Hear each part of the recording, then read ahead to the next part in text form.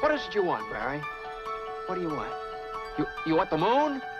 Just say the word and I'll throw a lasso around it and pull it down. Ladies and gentlemen, boys and girls,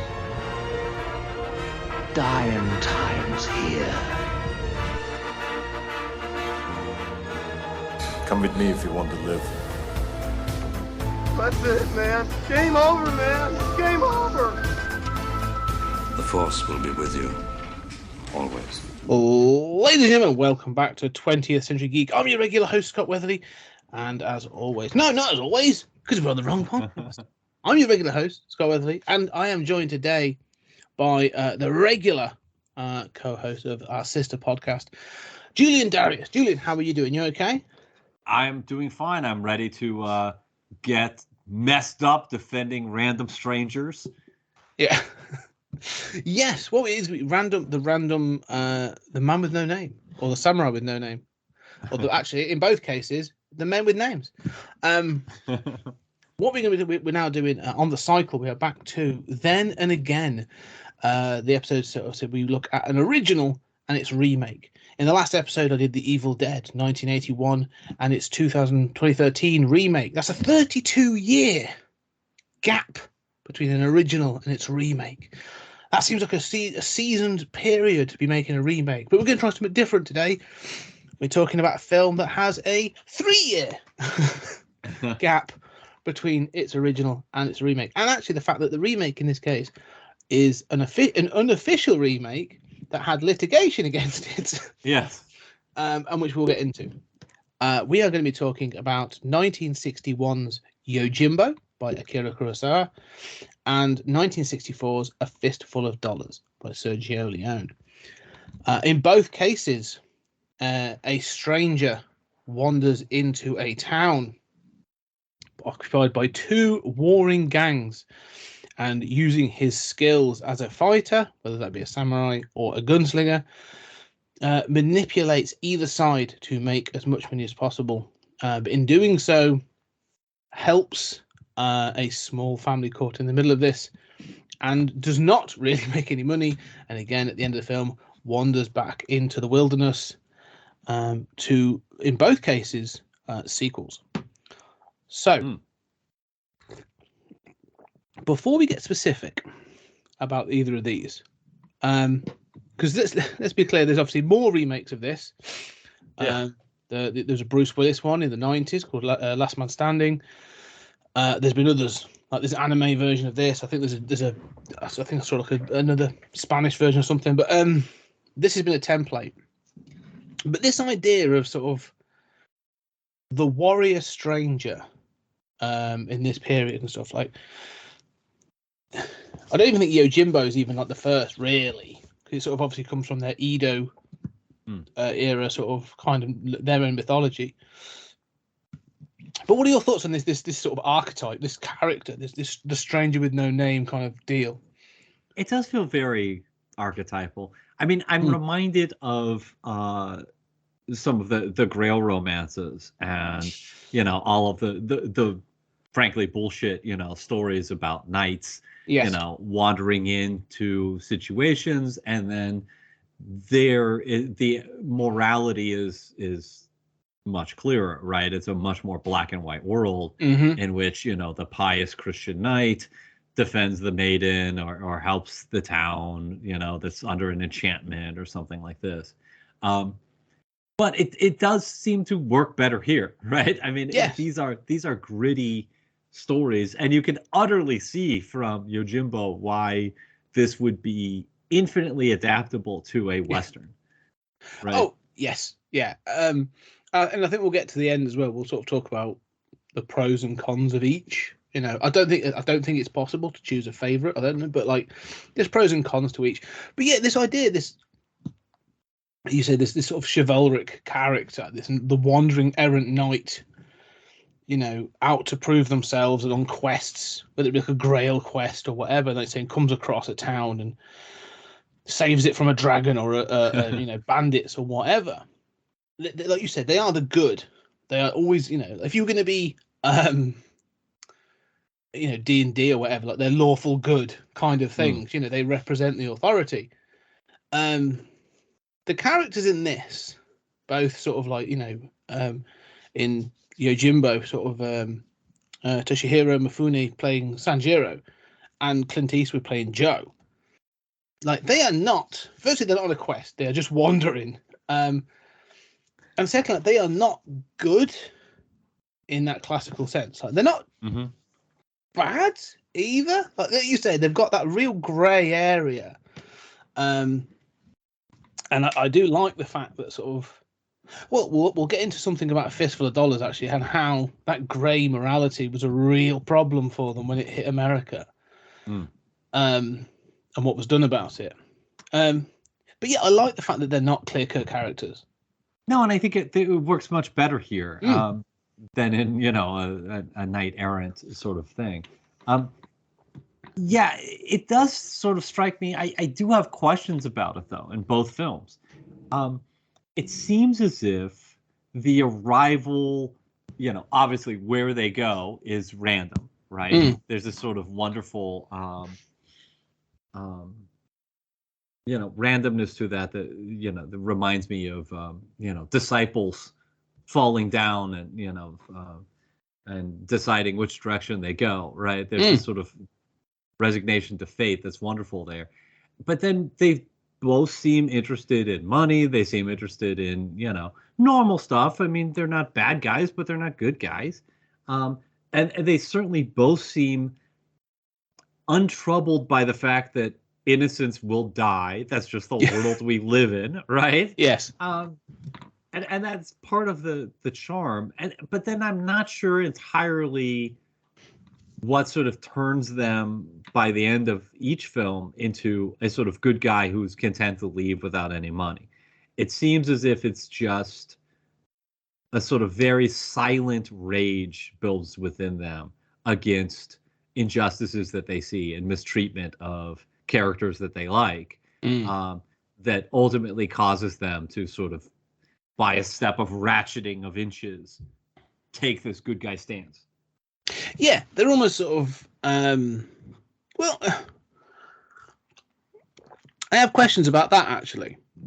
So the randomness, to talk about that first, I think you're right. I like the fact that, especially Yojimbo starts with Sanjiro sort of walking down the thing. He picks up a stick when he comes to a junction and just throws it in the air. And he's like, oh, it's pointing that way. All right, I'll go that way. Like you say, it's an act of fate that he ends up in this town where he comes across that small house, and he hears the family talk. He's welcomed in, and he hears them talking about the gamblers, which is their word for gangsters or hoods. And so he sort of, it's a complete act of fate. It's accidental that he ends up there. But he does say something when he goes into town. They both walk into town in a similar way, and they're both introduced. They both got like a bit of an introduction. So in Yojimbo, it's he's called the guard. He's got a stick, and then he also tells the time. So he's got the two pieces of wood he claps together for like noon and stuff. And he gets a bit of a rundown of what the town is. He sort of talks about the two different gangs and that sort of thing. And in A Fistful of Dollars, Joe gets a similar thing by this guy who sort of rings the bell. That's all he seems to do for when people die. And he sort of, it's the bartender who we meet eventually that gives him this rundown of the two gangs. Now, Joe, as you say, sort of actually says, you've got the Rojos on one side, you've got the Baxters in the mid on the other side. I find myself in the middle, and there's money to be made. Sanjiro, on the other hand, actually sort of acknowledges it and everything, but then he actually says to the bartender at one point about, wouldn't it be a better place with all the gamblers gone? Yeah. And so I don't know if he's actually coming in already with, he's looking to make money because he's obviously looking to palm them off, but is Sanjiro's intentions more moral than Joe's? I felt that too. And I watched them back to back. I watched Fistful first, and Yojimbo second.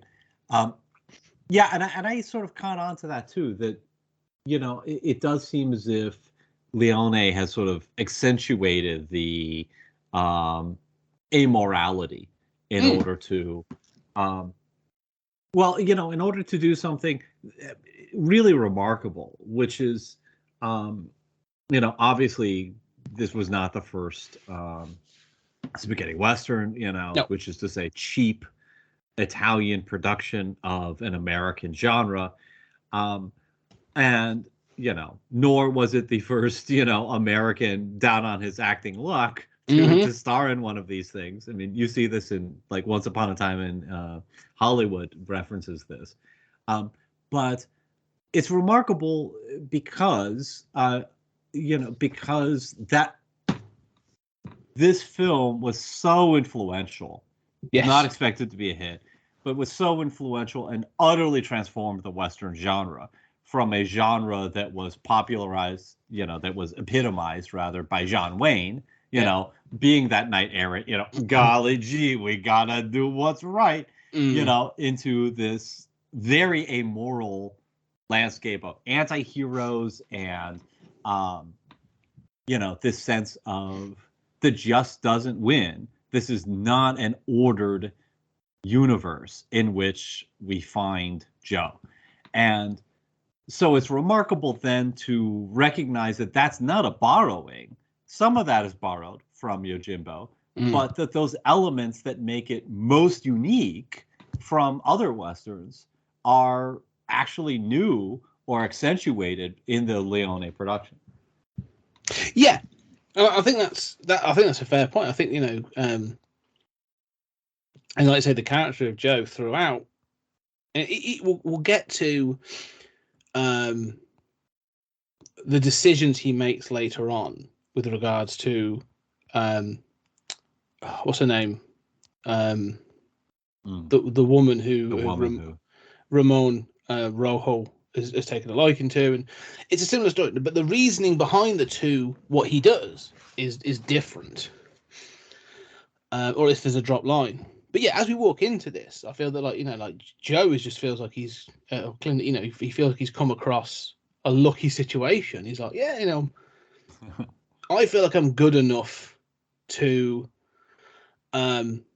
manipulate the two sides and come out on top. I mean, like that's his purpose in this, because he keeps sort of like wonderfully sort of later on where he's sort of like he has information and he's like $500 and he keeps making this money, but like Sanjiro is manipulating the situation to bring about the downfall of the gamblers, and I think the way I feel that plays out most is in Yojimbo.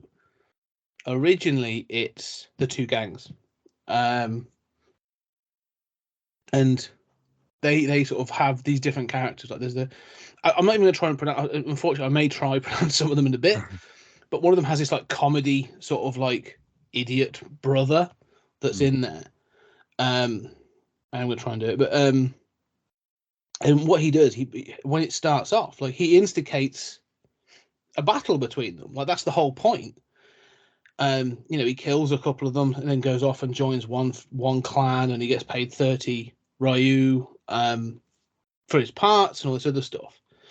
And so they see him as the balancing factor. So he instigates a battle. That's the whole point. Like his original plan is just to have this battle and have them kill each other off. And so like this, I like there's a moment where they're like, I forget which one it is. They're like, of course we can take them. We've got this new guy, with his skill, and we've got our swords teacher, who then runs when the push comes to shove. And then he steps out, and he's like, well, no, actually, things have changed, and I'm stepping out. So he steps up and sits on the top, and then basically his full intention is to watch them kill each other. Yeah, that's his plan. And it doesn't go to plan. And I think the thing that really throws it all out is when one of the clans has a brother who has left to learn elsewhere, to be educated elsewhere, and he returns. He's a bit more sophisticated, he's a bit more suave, and he has a gun where the others don't. And he comes in later in the film. He comes in shortly, because the thing that prevents the fight is they report that there's an army on the way. There's an officer on the way because a guard in a government neighboring official. because a guard in a neighboring village has been killed, so they're marching through.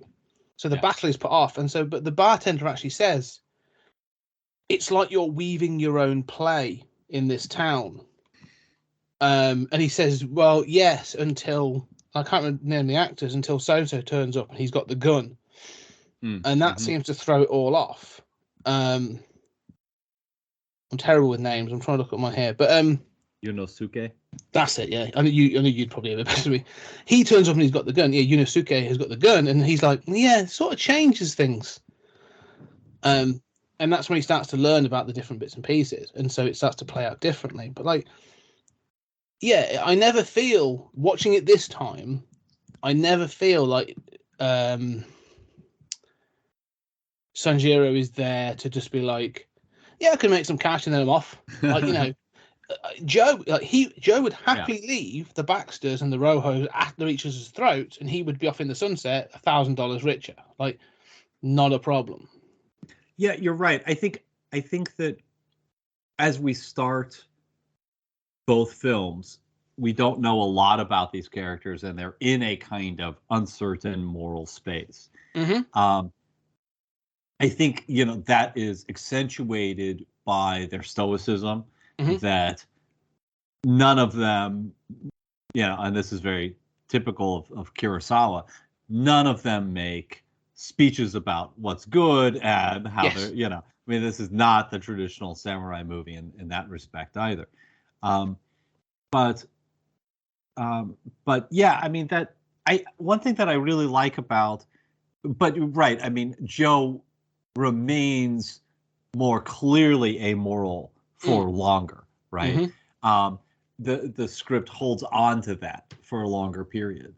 I mean, one of the things I like what you were talking about this plan that doesn't work and the arrival of the government official, and it strikes me as, you know, it's also very Japanese, you know, not exclusively, but this idea of like, yeah, you know, I mean, sometimes the West likes to think of Japan as, you know, good at following orders and worshiping the emperor and things like this. And the reality of Japanese history tends to be a lot more, yeah, there's centralized control, but we all kind of do our own thing and claim we're following it, you know, anyway. So I like that dynamic, but I also like that.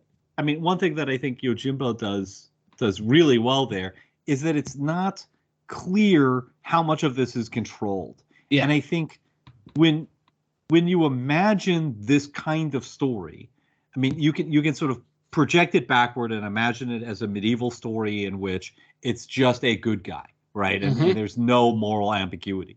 Or you can project it forward and imagine, you know, I haven't seen the Bruce Willis film, but imagine more American, shall we say, remakes where one thing that I really hate of, you know, is when action heroes or spies or what have you, every move they make is correct. They're on top of it. Maybe there's one mistake, but they really know what's going to happen.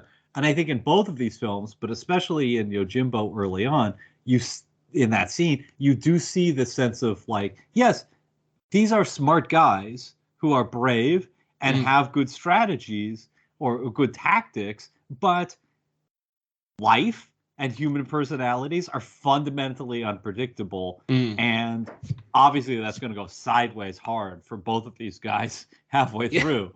But I do love that lack of sort of, you know, I'm the ninja special agent, you know, I'm Jack Reacher, I'm, you know, Mission Impossible, whatever. Everything goes perfect, you know.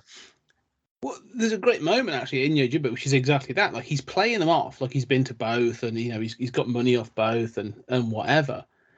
And he's sat in the bar or whatever you want to call it, the cantina, sort of, you know, with the bartender, and he's just waiting, and nothing's happened. It's been quite a while, and he actually confesses and says, yeah, I'm getting nervous now because they should have come looking. One of them should have come looking for me now.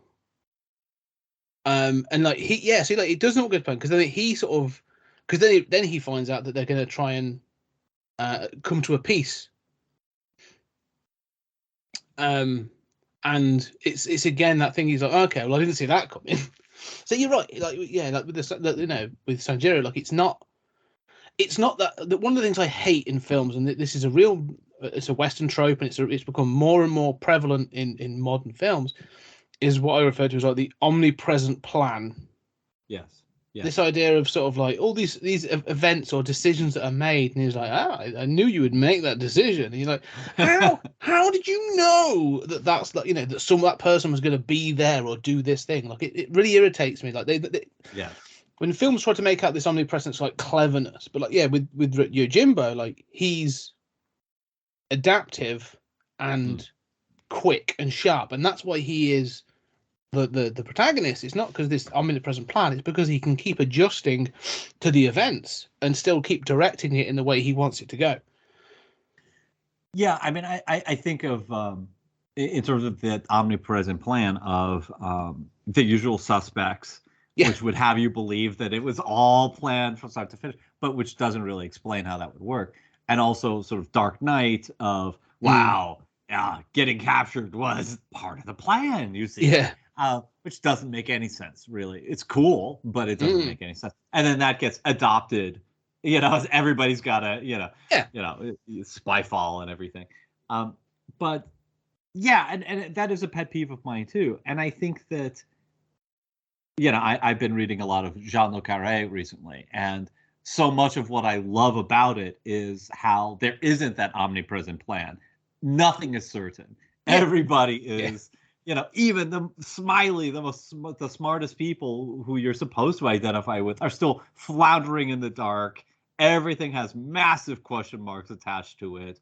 And it seems as if both of these films, but I think probably especially Yojimbo, give that sense of, a masterful person who nonetheless is dealing with personalities, unexpected events, weather affects things, people's feelings for one another. There's only so much you can calculate, and shit goes sideways, right?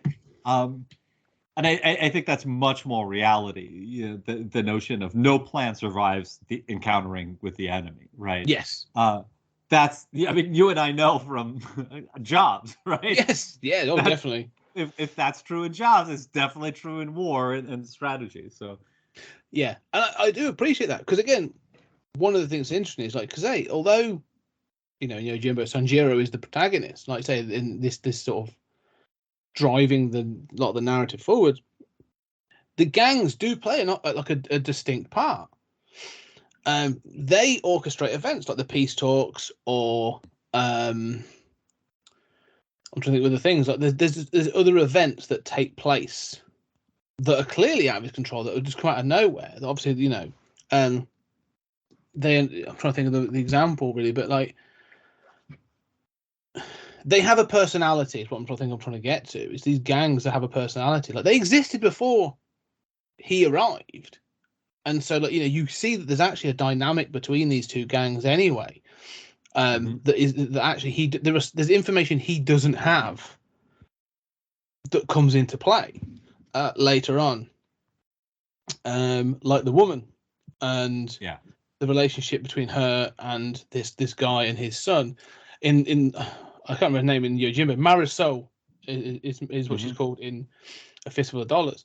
But that's like that's almost an instigator in Fistful of Dollars, where it becomes a sort of a plot point, but it's almost like a monkey wrench in the works for the Yojimbo, because it obviously then becomes the trade-off.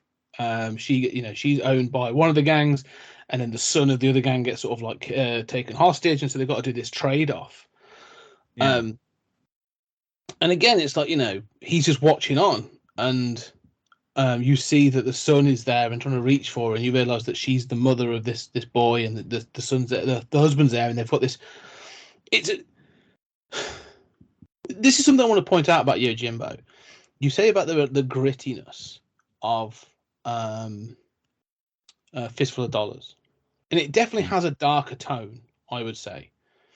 Fistful of Dollars, like the Rojos in particular, are much more of a than the Baxters feel like more violent. It feels like a much more violent environment in Fistful of Dollars than it does in Yojimbo. Like they have a comedy element in Yojimbo that you know is played up. Like they're not inept or incompetent as these gangsters or gamblers, but there's a sort of they're not to be taken as serious as possibly, you know, they could be. They're sort of like when the gangsters all come out and they're all showy and stuff, it's clearly all a bit of show. And, you know, these are these elements. They're not skilled swordsmen and all that kind of thing. But the gunfighters in Fistful feel like they could be more of a danger. So when you find out, like, you know, this tone that's been going on, so when you find out that one of the gangs has stolen this woman, has kidnapped this woman, and then keep her in this thing they call the small house, in which she is visited by one of these members of the gang, and for all intents and purposes, sexually assaulted on a regular basis. Yeah, she's being raped. She's a slave. Yeah, like it really does sort of like it skews things all of a sudden in the film. And I think you feel that tone. It reaches a point when Yojimbo learns this story.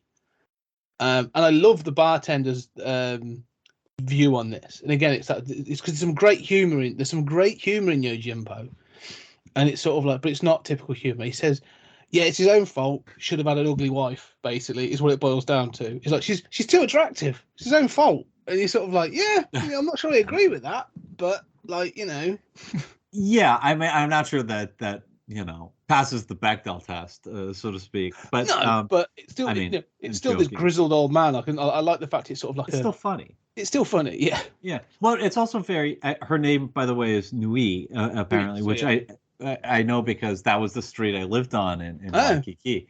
But yeah, I mean, I like that. It does seem very, very Japanese. The sense of like a fate of like, yeah, you think you lucked out with your beautiful wife, securing a beautiful wife.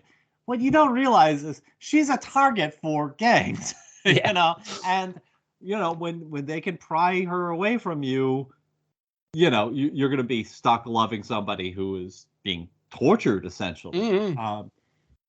Yeah, I mean, I want to go back to this point that you raised about. I mean, and I know the point you're making about how it's a little different between the two. I think you're right that there's more comedy in Yojimbo, but at the same time, there's a sort of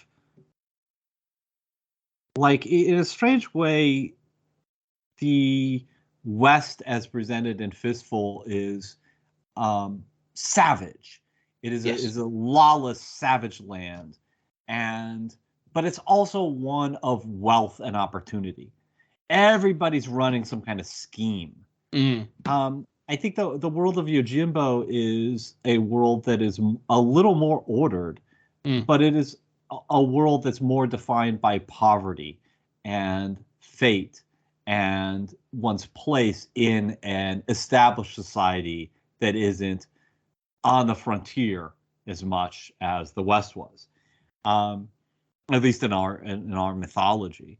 And so, for you know, obviously both have this sense of backstory, and I love what you're saying about backstory. It's so easy to just say, okay, there are these two gangs. You know, stranger comes in, sorts it out. But to say, no, these are specific places, and there are these events that have happened that will be important to the plot. And in both cases, the wife becomes a focal point of the sense of injustice, and I think our rage that makes us identify with the protagonist deciding to just really take action to end these horrible situations. Yeah, they instigate a fun thing. You say about one of the things to go to Yojimbo. One of the things, because again, like, I want to sort of, we'll get onto how they're shot and how different they are, because both of them have some absolutely phenomenal photography in. But the way Yojimbo starts as well, this idea of sort of coming into town, and we'll talk about the sort of the tone and the humor. Yojimbo starts with, like, you know, so we said, like, you know, Sanjiro sort of walking into town. It's fate. He's heard about these two gamblers, but when he walks into town, he meets, I think even before he meets the guard and it gets the information. And Mifune, just want to say, Mifune, sort of the way he sort of like holds the screen as well. Like I want to talk about him versus Clint Eastwood. There's a dog that runs past, and in the dog's mouth is a severed hand.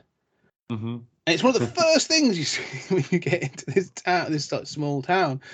And straight away, like it's telling you, like you said about this, the savagery, like it's like saying, like, no, stuff has gone on here. There's already a story to tell. Sanjiro is entering a story. Like he's not starting a story, he's entering a story. And you don't realize really that that Joe in Fistful is entering a story till much later in the film. Like his interaction with the gunman and stuff at the start, you know, on his mule and stuff, feels like it's triggering things. Like it feels like it introduces him. It's not until you find out that Ramon is actually doing this whole setup, and this whole thing's been planned for ages about stealing this gold and this other stuff from the Mexican government. And so yeah, it's interesting how like Yojimbo has set you up straight away to be like this one visual of this dog with his hand in its mouth, and you're like, yeah, what's that? Like, where's that come from? What's the story there? Never going to find out, but it tells you like there's other stuff going on in this town. I don't know. What are your thoughts on the dog?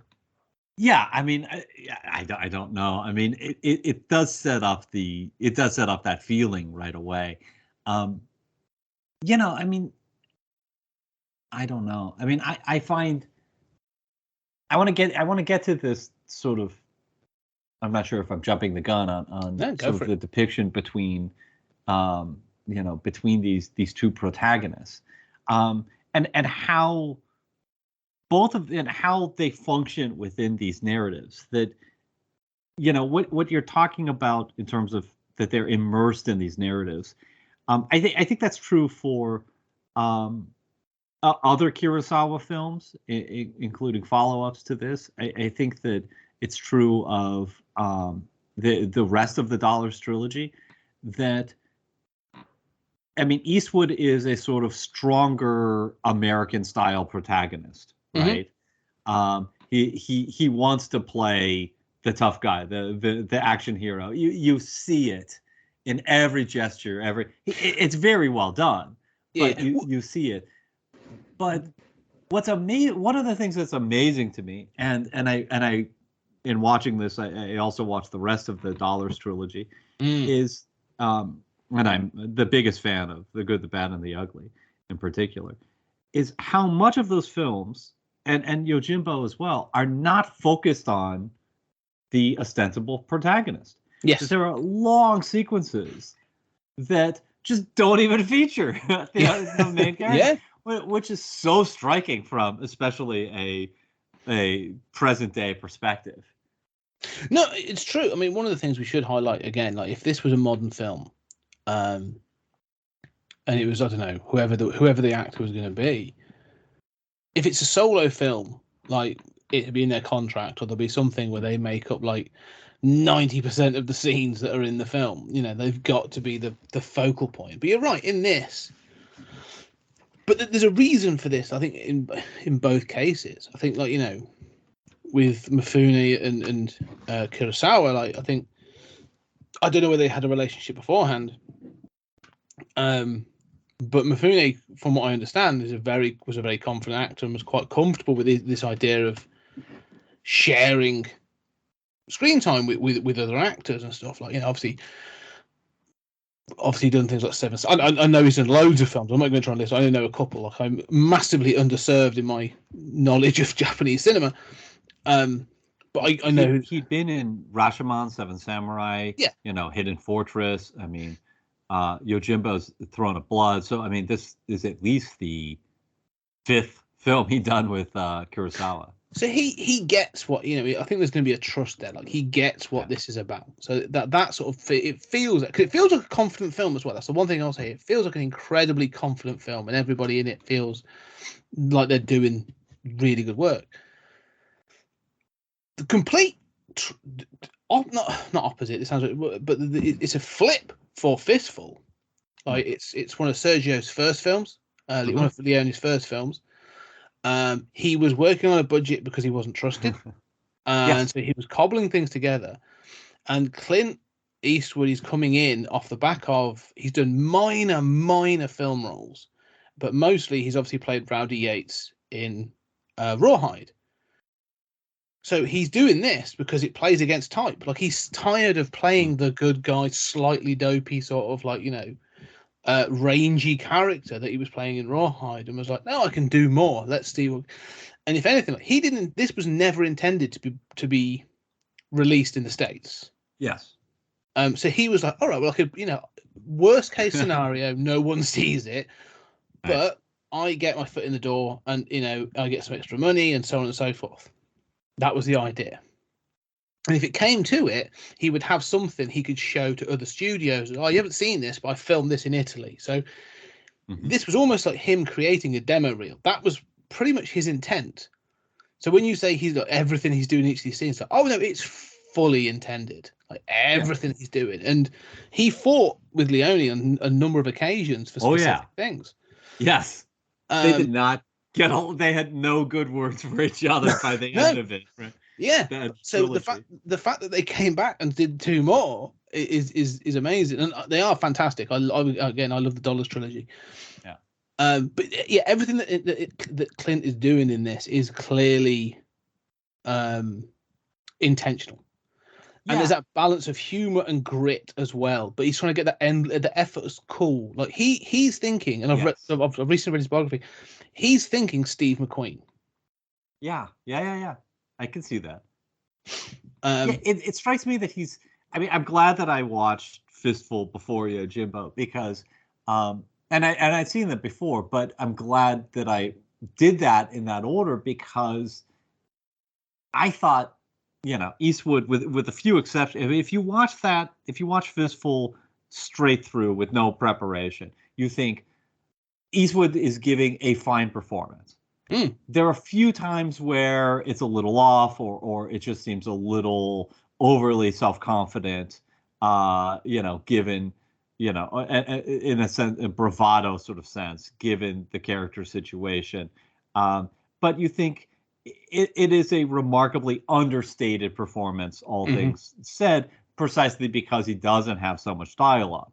And I love dialogueless sequences that are able to communicate through expression and action and situation much more than dialogue does. I'm a huge fan of doing that. And Yojimbo, Fistful seems to be doing that. And then you watch Yojimbo and you think, oh my God, Clint Eastwood is such a ham. He's just mugging for the camera in every scene. And, he's so obsessed with portraying that, macho tough guy, which is going to become his bread and butter, let's face it, for the rest of his career.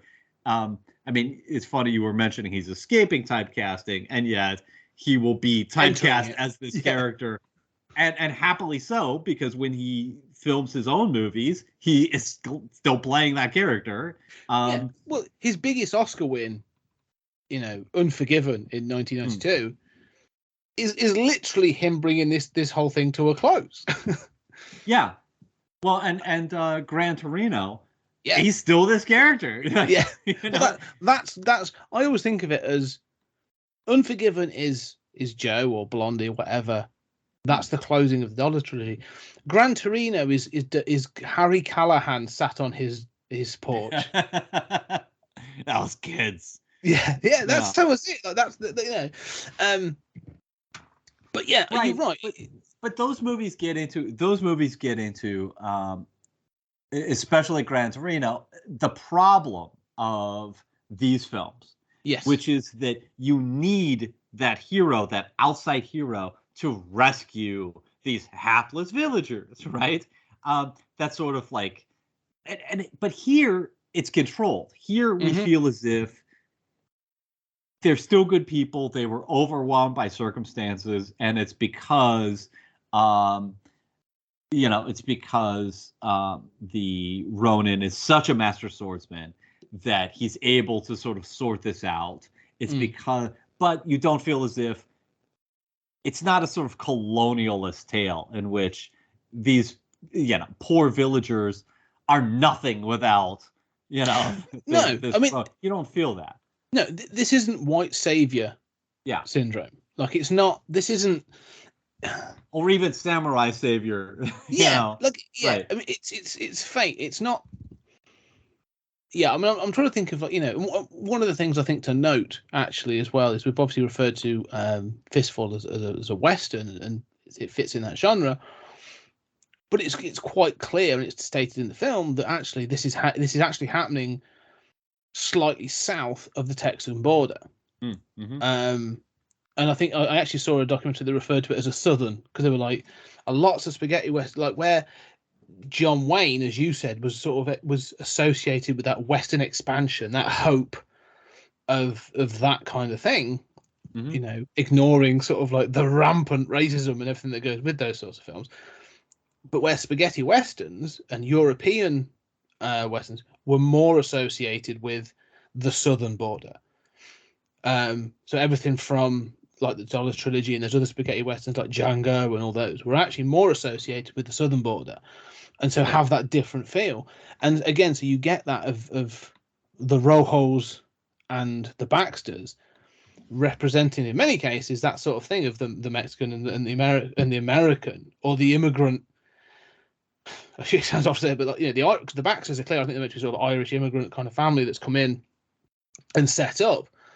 So Clint doesn't feel, like you say, like a savior figure, because he's just in the middle of these two other foot factions on a border dispute almost. Where with Yojimbo, it's all, like you say, all within Japan. There is no saviorism to be had there. However, having said that, and you say about the knight errant kind of thing we said before, there's still that definite grey morality. However, and I haven't watched the others, so I do need to. I now own Seven Samurai, so I definitely will watch it. And Rashomon and the others, I really need to. I adore Kurosawa so much. Understand it. Again, I'll come back to the structure of this film and the photography is fantastic, but there is still, how to put it, because it's not fetishism. It's not at all that. There's still mythologizing. We talk about the mythologizing of the fan, the lone stranger wandering into town. But this idea of the Ronin, the samurai, there's still this thing of like, he's not bad. Like, he comes to the right conclusions very quickly. Like, like with this, and he is considered and he is wise. And this other thing, and Mifune's fantastic at it. I love it. Like, he keeps his arms inside his I want to call it a gi. I don't know what it'd be called, but like the samurai sort of like costume, and his arms come out and he sort of just strokes his chin, and I love that. The considered thing, and one of the things I'm sort of learning at the moment as a personal thing is about, it's about response, not reaction. So you can instantly react to a situation, or you can take a moment and you can respond to a situation. And I find that Sanjiro is all about response. There's that considered nature of everything that's going on. Like, nothing is quick. Like, the film itself lasts about just over 2 hours, and it's like 2 hours and 18 minutes. But I don't know what the period of time is that the film takes place in. Like, it could be weeks that the film takes. You know what I mean? Like, it feels like it could be like nothing is rushed. Where with Fistful, it feels a lot more reactionary. Like, there's considered moments, but Joe feels a lot more reactionary, where he makes a decision in the moment, to sort of get involved or to do things. Yeah, I know what you mean. I think that that is the sort of, I mean, of course it's an Italian film, but that is that sort of like American cliche, right? Let me tell you, we Americans, we do not trust people who think too much. God help us. There is that sort of stereotype.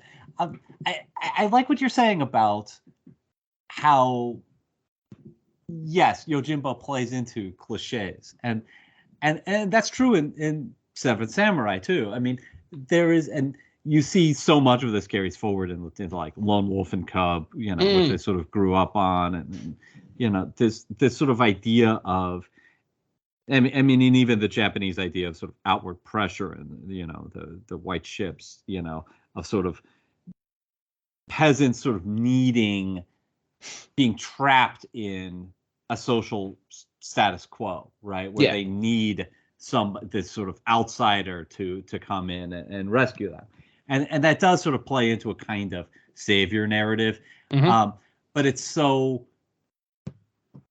elegantly wrapped up in the sort of profound beauty of these stories, in which very much, like this Will Eisner's The Spirit, like, the main character is not the focus, he's a vehicle for, exploring this culture and these people who, are sort of trapped in this.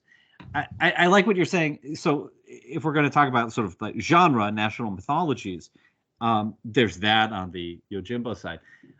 It's funny because, Tarantino talked about the Southern in the context of what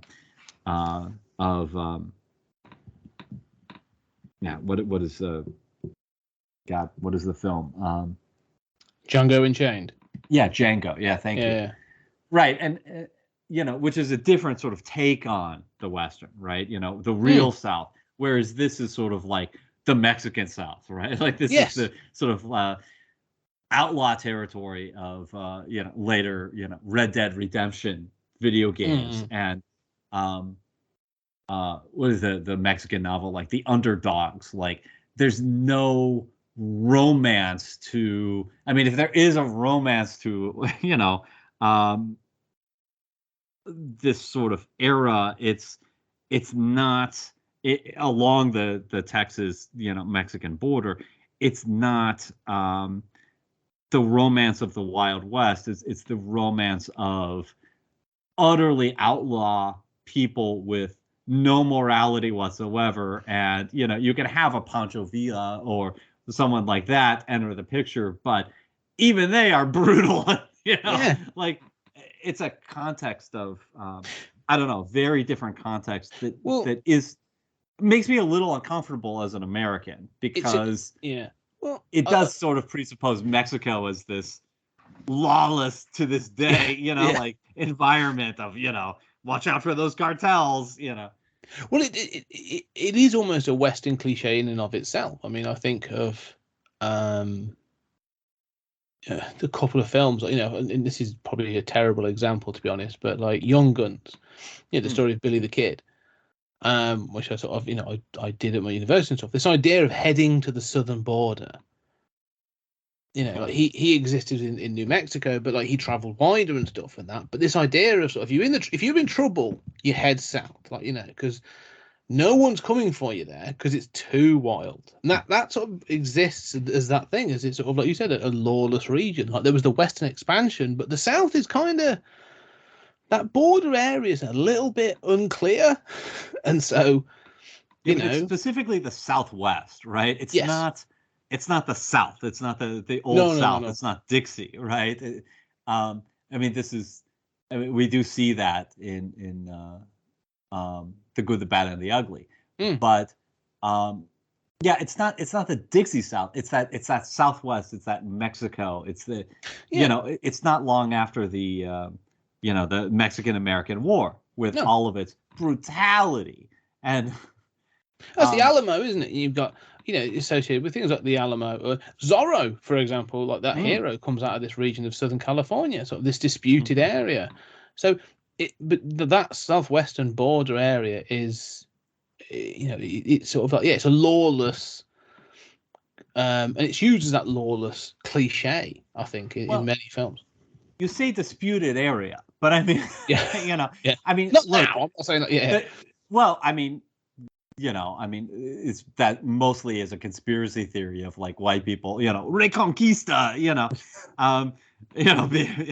who don't seem to understand what's being said there. But yeah, I mean, the Californios would have had a decent dispute to say, Mexico, you really don't administer this, and they revolted before the Mexican-American War. But I mean, let's be clear. White people mostly American citizens came in and massacred people and enslaved people Yeah. and took this. So I mean, when you say disputed, it's like, yeah, and yet we still have this impression, not without some basis, of the Mexican side of those disputes as utterly lawless, utterly savage, and it's when you look back through history, pretty much you can be sure if somebody's cutting off ears, it's odds are pretty good it's a white guy. Yeah, but it becomes, but like you say, you mentioned the word before about how you said our mythology. That's the problem. There's a difference, isn't there? There's history and there's mythology. And the other thing to highlight with this as well is Leone as well. Is obviously an Italian director. Didn't speak English, but loved westerns. Yeah, absolutely adored them, and he was determined to make this film and to make this sort of like mythology. And so when you say about mythology, like, yeah, that's what he was making, and that was always the intent. And I think that does come across in the film. I mean, and consciously so. I mean, and yeah, at least with Leone, you can say this is American myth making, but it's an outsider's concept of what America should be, right? That's we have our Italian, tough guys and gangsters, and I love Italian cinema, but there's something about that American version of that touched him and touched a lot of the world, frankly. Yeah, but if you watch, I mean, we won't be covering now because there's an awful lot. But if you look at like Leone's, let's say, American cinema, like they've got the Dollars trilogy, and then you've got A Fistful of Dynamite, Once Upon a Time in the West, Once Upon a Time, in the Once Upon a America. Like they're all fascinating. They're all this archetype myth making more than any, and as you say, it's an outsider's view of the growth of the American dream, or these American heroes, or these American characters, and it's fascinating, and they're all great. I mean, I have mixed views on Once Upon a Time in America. I think it's an interesting film, not one to revisit, but maybe one day. But one of the things I would say is about what he took from Yojimbo, and is I'm thinking about the difference between sort of Sanjiro and, well, not the difference, but the way that Sanjiro and Joe are pictured, and weirdly, sort of like Sanjiro, as he walks into town, is there's nobody else. He walks into town. You see the dog with the severed hand, and there's people poking from behind windows and that sort of thing.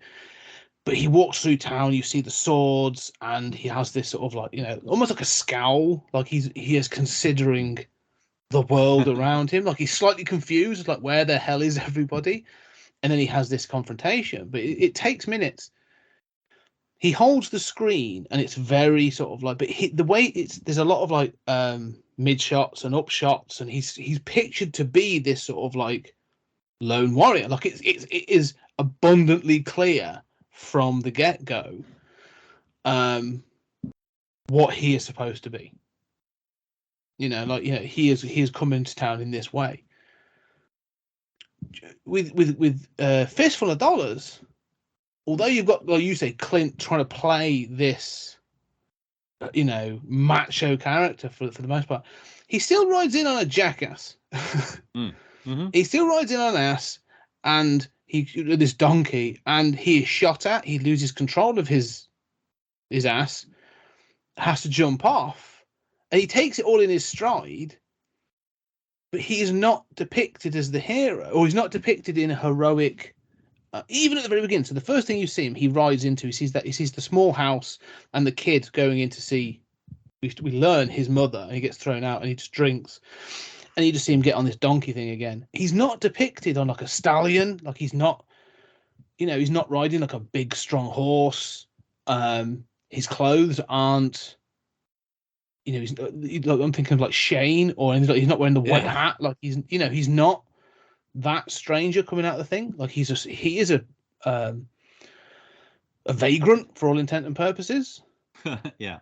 And do you know what I mean? So so it's a very different depiction of this character who you're supposed to. So with Sanjiro, I think you're supposed to have this sort of sense of strength and control, and you sort of get a feel of who he is from the way he enters the town. Mm-hmm. And with Fistful, I think you're sort of supposed to be set up to underestimate the character a little bit, like everyone does. I mean, that's the point. The people that confront him underestimate him from the get-go. Yeah, I mean, this is one of my objections with Fistful, and although I love it, and objections with the Dollars trilogy in general. With Yojimbo, it's clear that he is a samurai, and everything that you're talking about indicates he's had that training. We understand why. I mean, it was illegal for a commoner to hold a sword and practice this. I mean, this was a caste society. And so Yojimbo comes, even though he doesn't have a job, he's a Ronin, he comes from this training, and he's been trained to consider. Now, of course, all of this is a stereotype, right? I mean, we know historically the idea that samurai were noble, while there was some talk about that, it was, look, all of this is bullshit. They weren't, they were, gangsters. They were mercenaries for all intents and purposes. Well, right. And, I mean, of course, that situation is even worse when people romanticize like ninja, they were set out to be mercenaries. I mean, the same thing's true, like, in Europe, knights were busy, extorting money from people. Yes. I mean, they were gangsters. They were not anything we imagine. So, of course, all of this is romanticized, but at least you can justify his masterful strategizing and swordsmanship as he's from that caste, right? He's had that training. With Joe, or the man with no name, I object to how, I like those moments that you're describing of him, being imperfect, struggling, not able to piece it all together, and yet he is such a ridiculously accurate shot.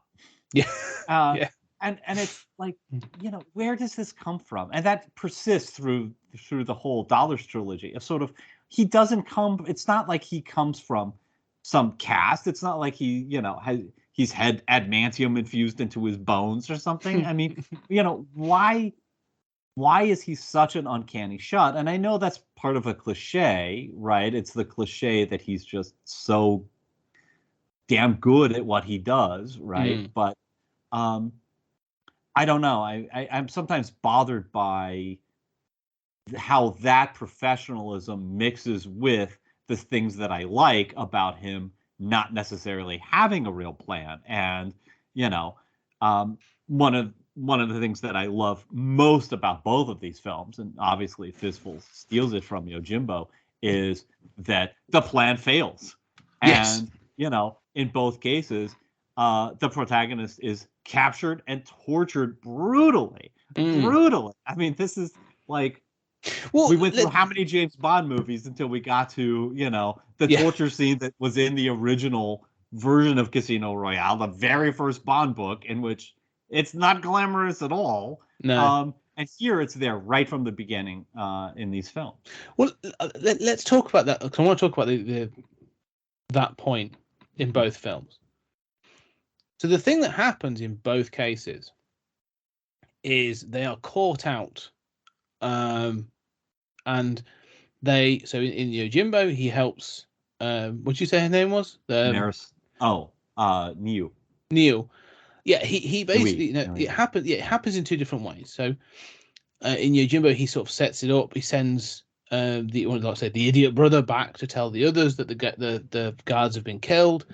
And as he does it, he actually goes in and kills the guards, saves the woman, and sort of basically gives her the 30 Ryu with her husband and child, who he now knows their sort of a bit their backstory. And like he's like, go, just look, go. And when they don't confront him, they don't sort of say, why have you done this? They don't question it. They just leave.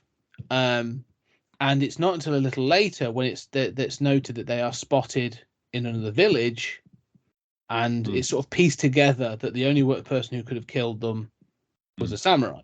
And so he gets sort of collared, and he gets sort of it's his act of morality that gets him caught. Like, it blows the plan, because the plan is to take down these gamblers in really. And it's so, but this divergence, because I think they're going to basically try to kill the husband. They basically sort of got to a better point where they're bored of it. But it then triggers other things, doesn't it? Sort of, it triggers the downfall of everything. But it gets him beaten up. And the same with Joe. Like, it's got to a point where he's like, okay, this and this has happened. He's seen that the Rojo have tricked the Mexican government. They've set up the Baxters, and it's gone back and forth. And when the exchange happens in that film, the son runs out, Jesus, and the father runs out, and they're beaten back and all this other stuff. And then he decides to intercede. Like, he pretends to be drunk. I'm trying to think of the order now, but he basically sets it up so he breaks in to the Rojo to the compound, and then goes out to the small house. Oh no, he pretends to be drunk, doesn't he? I'm right. He pretends to be drunk so they don't suspect him. He goes out to the small house, kills everyone, sets her free, gives them the $500, and sends them. And then they say, "Why have you done this for us?" He says, I knew someone in this situation before, and I wasn't there to help them." And there's no explanation. Like, you don't get a full exposition of, like, when or a flashback or anything. Like, when I was a child, my mother was. You don't get that. You just get this sense of, like, I once loved a woman. Yeah, exactly. Yeah, like, but he doesn't have. He knows there's not time to tell him. He's like, just go, just get the hell out of here. And obviously, then he goes back and he's caught out because Ramon is waiting for him, and they beat him. So again, it's interesting that they're not paid, they're not rewarded for the sort of the one true moral act that they both commit in this film. They are punished for doing so, which is interesting. They don't get away with it. And again, there's this thing of notion of sort of like, this sort of reminded me, and I wanted to check something, I haven't been able to. It reminded me a little bit of like Dashiell Hammett novels, the sort of Sam Slade sort of like Humphrey Bogart kind of gumshoe detective sort of like event, like, I'm a bad guy but I do the right thing sort of thing, and then getting punished for it. Maltese Falcon kind of deal. And it felt a little bit like that kind of thing as well, No, I think you're right. Yeah, and I think that it's hard to miss the sense that, like, these freeing the women in these respective narratives, and the captured woman's husband and child is an act of going off the plan. Yes. Right. In both of these stories. And I love the understated explanation that you quoted. It's such a classic case of sort of less is more, right? We don't need the Man with No Name's origin story, X-Men Origins : The Stranger. We don't need that. This line of dialogue makes us imagine and identify with him so much more. We suddenly think, oh, he's been to some dark places, and we think about how morality is granted to us often through suffering and through our own experiences of making mistakes. It's through guilt that we learn, hey, don't do that again. That didn't feel good. And maybe try to be a better person. But yeah, you're right. And I think that that these sort of going off track to save these people, to help somebody, to do this sort of outright morally correct thing, that is so important. I mean, it's so hard not to feel for those protagonists and for these, as good guys in these moments. That it's so obviously a right thing, and yet, yeah, it bites them in the ass, and in a terrible way. And I think that characterizes the universes in which these films take place, right? That they are not moral universe. There is no, man with a gray beard watching overhead, making sure that the just prosper. That's not the way of the world, and it's certainly not the way of the world in these two films. Something I want to raise, though, that I think is interesting between these two. In Yojimbo, I feel the two gangs are on equal footing. Whether they're trading silk or sake or brew, whatever, right? They feel like they're on equal footing because one's shown to be more aggressive than the other, but one of them has a harem. Like, they literally have women that they've bought. Like when the whorehouse. They've got a whorehouse. Yeah. So they seem on equal footing. It's a cat house, see? Yeah. In Fistful, I feel like, and I'm trying to sort of like, the Baxters are played more. I don't know, like they like the Rojos are shown to be more violent and aggressive and cutthroat than the Baxters. Like, you're shown that the Baxters men are sort of like, they're the ones that instigate, they're the ones that originally shoot at Joe, but like you never really see them. They're never shown to be as aggressive or cutthroat or anything as the Rojos. Mm-hmm. Like when Marisol is rescued, the first place he takes her is to the Baxters. Mm-hmm. Right. At one point, when she is before the trade off, and she's been treated well. The woman, the Baxter woman, head of the household, is very sort of like, she's watching over her, and she's sort of. But there's no sort of like, they don't appear to have, like you said, they don't appear to have prostitutes working for them. They trade in alcohol, and the Rojos trading guns and gold and stuff. And it's interesting that the Baxters seem to be played off more. I wouldn't say weaker, but like just less aggressive. And I just didn't know if that was anything. Yeah, it's also true that with that clever, or certainly amusing ruse in the cemetery with propping the dead bodies up. Yeah. And he gets, both factions to go there. The Baxters are going there to get these survivors and get them to testify against the Rojos, right? Yes. So they even are more comfortable. They're the only ones who seem comfortable with using the government's system of justice in any way, shape, or form, right? Yeah. Except for total corruption. And I think you're right. I mean, it does not seem equal in Fistful. It does seem much less equal, and I think that to that point, when you get to the massacre at the ending, which I think is marvelously done. It's a brilliant sequence, but there is that voice in the back of my mind that thinks, why haven't the Rojos done this earlier? They're so brutal and they're so willing to do this. They clearly could have done this at any time, right? There's no like break in the dam that causes them to be able to just burn and destroy. Well, they seem to think that the only thing that seems to cause it is it's Joe's fault. Joe escapes. And he hides in a coffin, doesn't he? Because he's been taken out of town. Mm-hmm. And they think that the Baxters are harboring him. Yeah. And so it's almost like an act of frustration. But it sort of tells you that before this is the point. This is sort of the point I was trying to make before, that like Joe walks into something that's a status quo, Mm-hmm.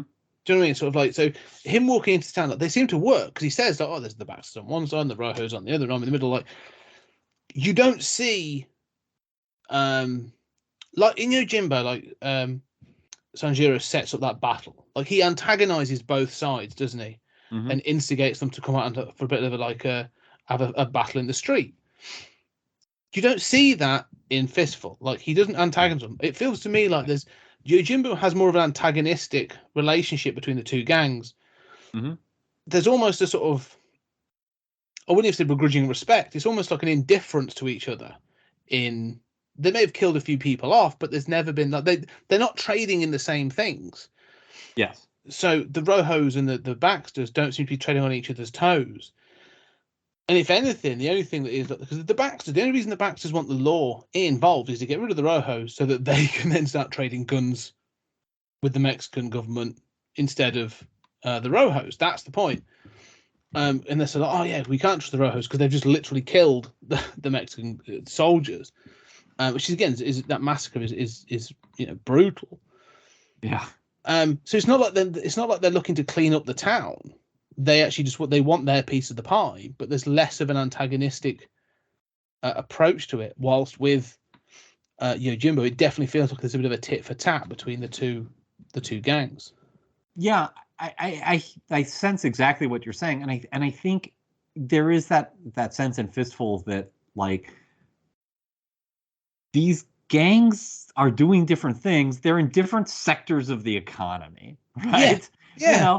That's fine. You can understand, and I kind of like that. I like that element, but it does suggest that there is avenues for cooperation here, right? Even if it's mutual grift, right? Yeah. And I think that that's part of how I justify that the massacre at the end hasn't happened sooner, right? That they are suspicious of each other, but that there is a kind of toleration, that there a kind of understanding that, yeah, we could go over and kill the Baxters, but or we could fight the Rojos, but there's more to be lost in really letting that escalate when we're really doing different things than there is to be gained of taking over their little trade. Yeah, it feels to me more so in Fistful that Joe acts as a fuse to the situation. Like, everything seems to be as a result of frustration. The last third of the film is a result of frustration, like where you've seen the antagonism between the two gangs in Yojimbo. I think it could have happened even without Yojimbo being on there. You feel like things could have escalated at some point because of something, especially with that brother coming back with the gun and being ambitious. Like, you feel that something could have happened anyway. So that I always find that quite interesting. To go back to the torture there, sort of like, and to go back to the finale. If we jumping around, unless you want to go, is there anything else you want to say about the two gangs, or? No, except that their assistant in both films, it makes me think that those warnings that they get, especially in Fistful, have a different character, which is less I'm worried for you. Don't get involved. These are terrible gangs. And more like, there's a delicate piece here. All you could do is be, the white savior who winds up, doing too much and getting everybody to kill each other, and then going, right, we sorted this out, as he steps over the dead bodies. But yeah, the torture and the ending are both fascinating. Yeah, the torture again is, like you say, because it's brutal. Like you know, and 1960s. I mean, this is 1961 and 64. Released in 66 in America, and I think the MPAA had real problems with the beating that Clint Eastwood takes in Fistful. Because again, I don't think Yojimbo was actually released in America for a while, which is why there was never an issue for this film when it first released. And so, like, he gets punched, he gets beaten, he gets kicked. they sort of put a cigar out on his hand, another guy stamps on his hand. Like, it is, and when you see him, like, you know, his face is bloody and beaten and stuff. Like, it's surprisingly graphic for the time. And I kind of applaud that again, that the hero sort of takes the beating. I think that's become a little bit of almost a cliche since this film. You know, akin to Die Hard. You know, you go through the super macho era of the Schwarzeneggers and Stallones and stuff, and then the heroes do take a beating. You know, usually in some sort of thriller. But this doesn't fit with the Western narrative, which I think is interesting. Yeah, John Wayne never had his arm broken and his face puffy and bloody, right? Especially his face. It's such a shock, and you just know Eastwood hated that, right? From like the mugging that he's doing. He wants to be. I mean, it's like Bruce Willis, right? When he has his druthers, he's like, you know, John McClane wouldn't get hit, you know. But in Die Hard, he's fucked up. Yeah, I mean, you could tell, like, that's part of why it's so shocking. You know, I love that. It's one thing to say that these films depict sort of amoral universes in which bad things happen, and those bad things are just accepted. And whether they're accepted because of poverty or culture or you know, racism, all of those reasons, lack of a federal, you know, legal structure, whatever reasons, these are amoral universes in which people just accept that bad things happen. That's fine. Well and good. But to then establish that, yeah, bad things are going to happen to your protagonist. And he might be the most skilled samurai, but he's not perfect. And even the most skilled person can get caught and tortured. And same thing with Clint Eastwood. I love that so much. And I think it's still, you say it's become a cliche. I think that's true. I mentioned like Casino Royale. I mean, I think we're able to accept this more today. But it's still shocking. It's absolutely, and even, I mean, Fistful is such a close remake to my mind. It's staggering to me how, you know, this is not inspired by Yojimbo. It is absolutely, in some cases, not all, but in some cases, shot for shot. Like, it's clearly influenced by the Kurosawa shot. Again and again. Which staggers me, you know, how close it really is. But I forget what I was saying. But how it's shocking. Even in both films, it is absolutely shocking. Not that he's caught, but that the torture goes on and you see the damage to the hand and you think, oh, he's not going to ever make a full recovery, you know. And in both cases, there's something so shocking about seeing the protagonist go through something so brutal and so unromantic. Yeah, and one of the things that's actually interesting as well, that, you know, say has gone away, is they slink off. They have to be saved, both of them. You know, and I love the fact, and again, you know, you can take it wherever you want. Like, they have to climb into a coffin, and then they are remerged from the coffin. You know, a rebirth, if you will. With new purpose. But I like the fact as well, in both cases, when they escape, in fact, there's two things. So when they escape, like, the place is burning down around them. In Yojimbo, like, the brewery is being thingy, and one gang is like, again, it's the same massacre. Like, they're burning down the brewery, and as people are coming out, because they're looking for the samurai, they're looking for Sanjiro, and they are killing that gang. And someone comes out, drops their sword, and they are sort of slashed down. And then the same with the Baxters. The Rojos attack the Baxter household, and they start killing everybody as they're burning it down. And both Sanjiro and Joe watch on from the coffin. They tell them to stop, and they watch it for a few moments. And there's no sort of like heroic bursting forth of the coffin, all beaten up and carrying the wounds and gunning people down. There's just all right, well, I know this has happened, and I've got to recover. and they slink off to recover. Now, I won't say slink off, but like they are taken away to recover for a period of time. Like they are in hiding.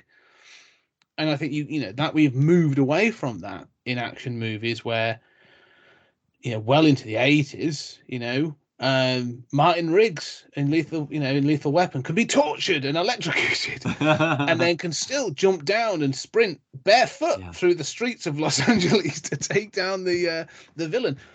Or, you know, later on, a beaten up John McClane can jump off a jet fighter wing to slide down the back of a lorry, whatever. Yeah, Jason Bourne can fall off his car can be thrown off a freeway overpass, and you know he'll stumble for exactly 2 paces, and then he's right back ready to parry and kill. Exactly. This thing of sort of like this thing of taking the damage has gone away, and I love the fact that both heroes have to retreat and regroup, but are given fresh purpose in this moment. But I mean, the point. Go ahead. No, go on before I go because it's a separate point. But yeah. Well, I was going to say that it's their impotence in both scenes that is most shocking. Not just that they're beaten, they're tortured, the desperation of the escape, which uses again shots stolen from Kurosawa. They're both underneath houses. You see it's dirty. The desperation of this ploy. It's smart. They're smart. They have help. But that desperation comes through. And then it is... I do think they hold on too long to watch the massacre in both cases. Where you think, okay, get out of there. You don't need to ascertain visually that every single person is dead. You'd probably want to get to safety and hear that later secondhand. But having said that, you can understand why they don't intervene, because it's like, right, I'm not a fan of either side. One side's getting wiped out. All right, now I've only got the survivors of the other side to deal with. You can understand why, they wouldn't want to intervene. They wouldn't want to, rescue people. These are bad guys who they're against. At the same time, they're people being massacred, cut down, whether with swords or guns. And it's striking that, let them be killed. There doesn't seem to be much reluctance there, but also the total impotence, as you say, of, not being able to intervene, just, I need to recover. I'm not in any shape. I'm not going to jump out and slice some people up. And that's that impotence, and how long in both films, how long the capture, the torture, the escape in dire circumstances, and the impotence, and then the recovery takes is really remarkable. Yeah, it's not something you do today. I doubt you'd see this in any film today. But even with the return, they hold a different line. So when it's announced, and again, there's a trigger that instigates them going back. Like, they're not fully recovered, but there's something that triggers them going back. So they've been friends with, in both cases, the bartender of the town, and they are then visited by the Undertaker, who sort of says, your friend has now been the gang that's left, and I can't remember the names, but the Japanese gang and then the Rojos have taken these characters and are torturing them to find out where you are, because they've figured out that you are receiving provisions. And that sort of instigates him to come back to town. So with Sanjiro, like, he has a knife. That's all he's got, and he's willing to go into town with just that knife. And look at the Undertaker's, like, he says that he has quite a good line. He says, well, the benefit of dealing with dead people is you sort of get their weapons. So he's brought him this. He's brought him a sword to go back into town. And it's never quite clear what the plan is in Yojimbo. Like, whilst he's recuperating, it sort of is suggested he's going to go back, but there's no clear plan. In Fistful, like, him being in hiding is almost like an 18 moment. He's sort of, he's checking his hand to see if his gun hand is still good, and he's shooting something, and he spots that the bullets don't go through this iron thing, and so he basically creates the bulletproof vest. Mm-hmm. Now, I do like that because that's been set up repeatedly. Is that Ramon has this Winchester rifle, and what they do is they have a suit. Yeah, and he keeps saying that they have this suit of armor. They set it up right at the beginning, very early on when he meets the Rojos, and he says, this you see this suit of armor. There's these bullet holes in it, and he says, "Oh, that's my brother Ramon. That's what he likes to do. He uses it for target practice. He always says, if you want to kill a man, shoot him in the heart." And then when they're having the party, they actually have a suit of armor out, and they're all shooting at it. And so he's going to go for the heart.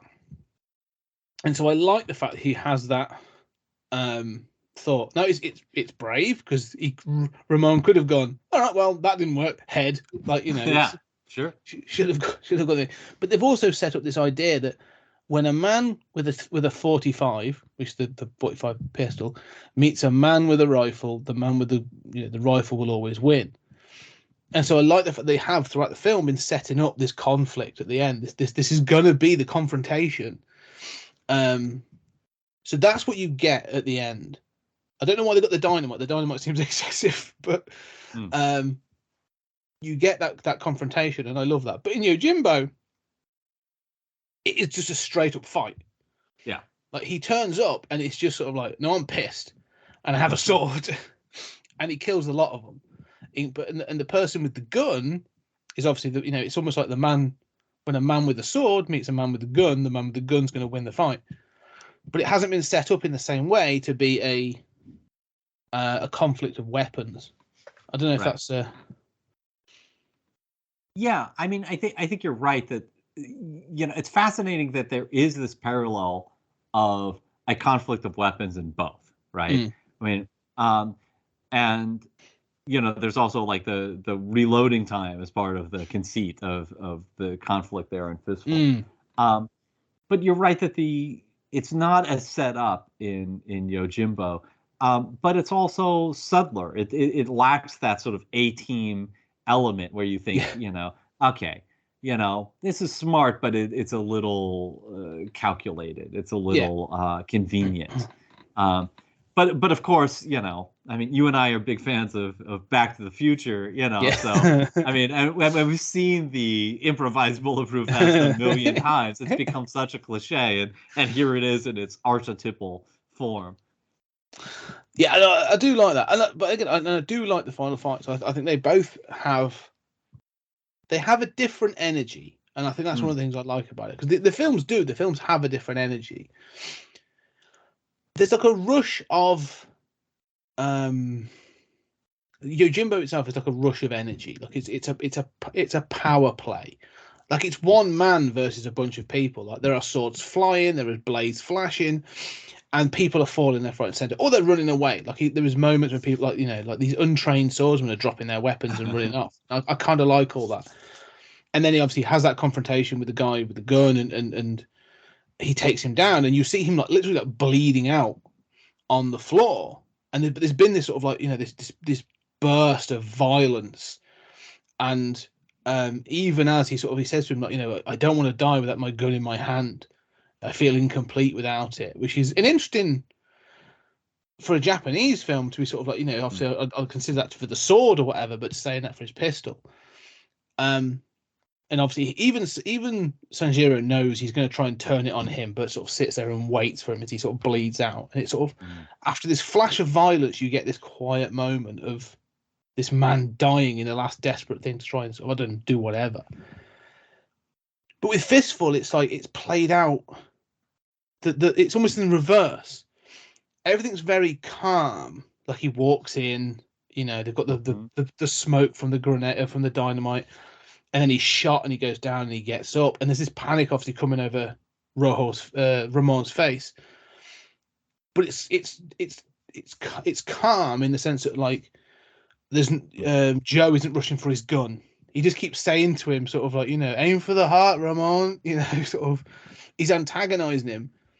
It's not until the end when he shows the bulletproof vest and then you said they go for that thing about reloading the weapon. There's that energy. That energy sort of also comes into play, that they sort of play in reverse. Because he shoots the people around Ramon, doesn't he? Sort of like, and so I like the fact that they've utilized the weapons in different ways. Like they had to be used in different ways. Like if it wouldn't have worked if Joe had just come sprinting into town shooting everyone. It'd have looked ridiculous. Or like if it had walked in, then just all of a sudden there'd been a burst. It sort of.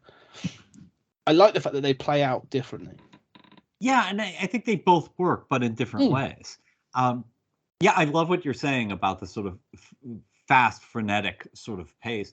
And I think of Yojimbo's conclusion, and I think that is more true to life, right? I mean, if you think about the fights that you and I have been in and witnessed, there's a flash of violence. Yeah. Right, it's chaotic. There's a flash of violence, and then people sort of quiet down and realize, oh, this guy needs to go to hospital. There's a serious injury here. Yeah.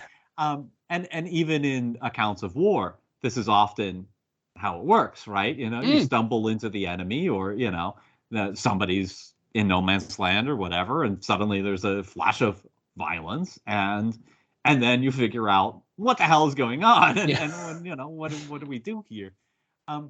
So I do think Yojimbo is more true to life. I think Fistful, it works. It just works so well, but it does feel melodramatic. It does feel mythological. It's a story you would tell, isn't it? Like, if you were to tell this as a story, that's how you would tell it. Like this legendary figure walking into town and taking on the villains in this way.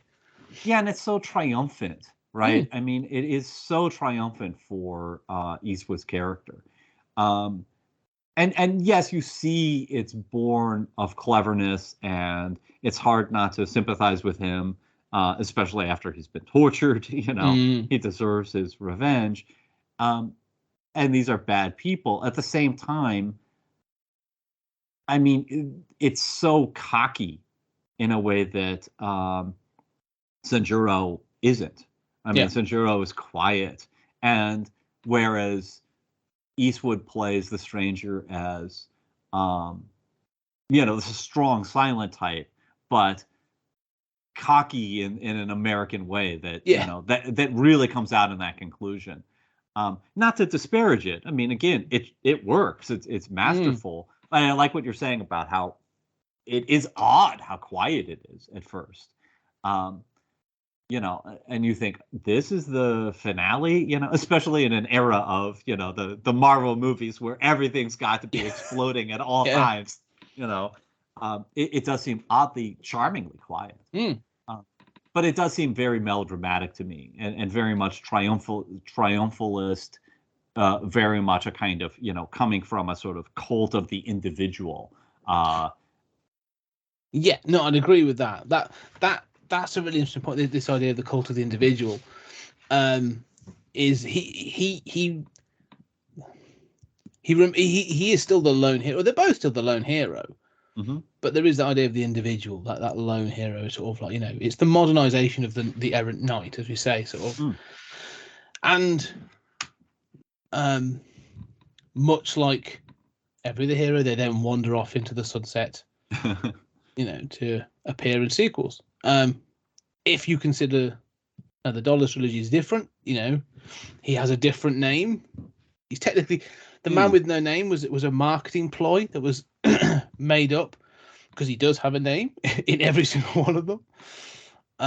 They're just different. It's just the question is it's kind of clear it's the same character, but the other people are recast, right? I mean, between the second and the third, I mean, it's like, oh, all right, well, that's an odd choice. And Lee Van Cleef comes back to play two different characters, and who's great, but it's like, it's a little strange. I mean, it's one thing like when somebody is on the third season of Deep Space Nine and then they're another character in the eighth. It's another thing when it's back-to-back movies. It's a little strange.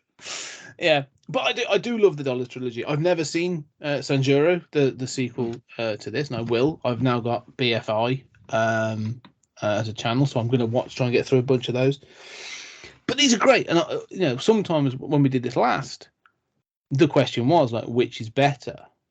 When it's a remake, an original or a remake, we talked to Evil Dead. There's pros and cons, but I think with this, like you say, they offer such different things that I almost think like whilst they're very close, it's almost difficult for me at least to say I couldn't pass them out as to which one I prefer. Like I get something different from each of them.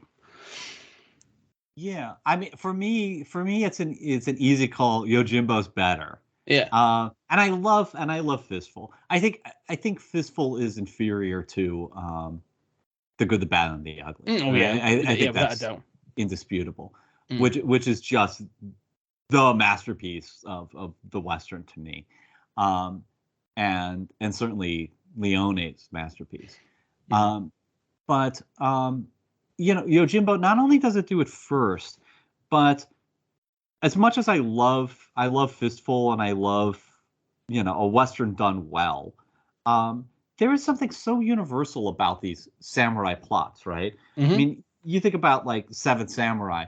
That's been borrowed from and adapted a million times. Yeah. And, the basic structure of that plot, just like the basic structure of this plot, which is one reason why Leone thought, they shouldn't be sued, is a universal plot, right? These are very basic plots. At the same time, there's something about these samurai stories, whether it's, whether it's Yojimbo, whether it's Seven Samurai, or even, so many episodes of like Lone Wolf and Cub, that can be taken out of that context and adapted into, science fiction, into, anime, into a Western. I mean, you can take those plots and change those settings, and it works in so many different elements, and it's almost universal. And I don't feel like Fistful is that. I feel like Yojimbo has not only, I mean, once you see the two, you realize how much of Fistful is really just stolen. Stolen, shot for shot. It's just like, the way you framed this, like this doesn't even, like the beating, Fistful can't quite figure out whether it wants to be that mugging, hero, or it wants to be a very vulnerable guy. It's a little more at odds with itself. But all that stuff he's vulnerable and that's really fascinating, is stolen from Yojimbo and really has some of the same shots and some of the same lines where you think like, so to me, Yojimbo's better. And I can imagine both being adapted to different genres in different contexts, but Yojimbo does feel more resonant in a way to me. Well, I can understand that. I can appreciate that. I think one of the things as well is, I only came to Yojimbo in the last sort of 4 or 5 years. Mm-hmm.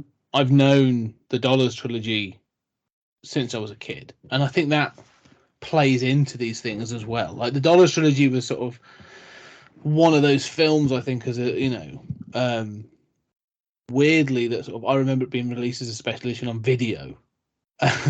And so I was like, oh man, I've got to see these. And obviously, like you say, The Good, the Bad, the Ugly stands out as a phenomenal film. It's definitely up there as one of my favorites. But Yojimbo, coming to Yojimbo, I can see that you as you say, you see why it's been repeated so often.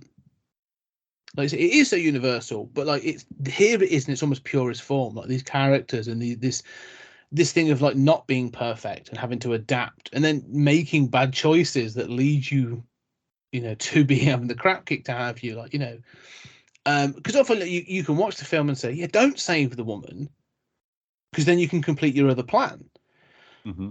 And so that, so I can see why this was adapted. And again, like you said, the adaptation of like Seven Samurai becomes Magnificent Seven, most notably, with obviously Yul Brynner, and that's in the sort of late 60s. But this was remade, and I have seen a number of times. And the 1995, I think it is, Bruce Willis one. It's not great, I'll be honest with you, but it is worth seeing. Actually, it's set in Prohibition America in the 30s. It's obviously like a proper gangster, and it is an Italian gang versus an Irish gang for control of border crossings for alcohol during Prohibition. And it's got Christopher Walken in as well, so it's not, it's not terrible. It's worth seeing if you can get hold of it, just as a comparison piece. But you mentioned the Seven Samurai, and I recently watched the most recent version of that with Denzel Washington and in not too long ago, and I kind of like it. It's I'm always a sucker for a Western, and one of the things I was watching that, and then recently.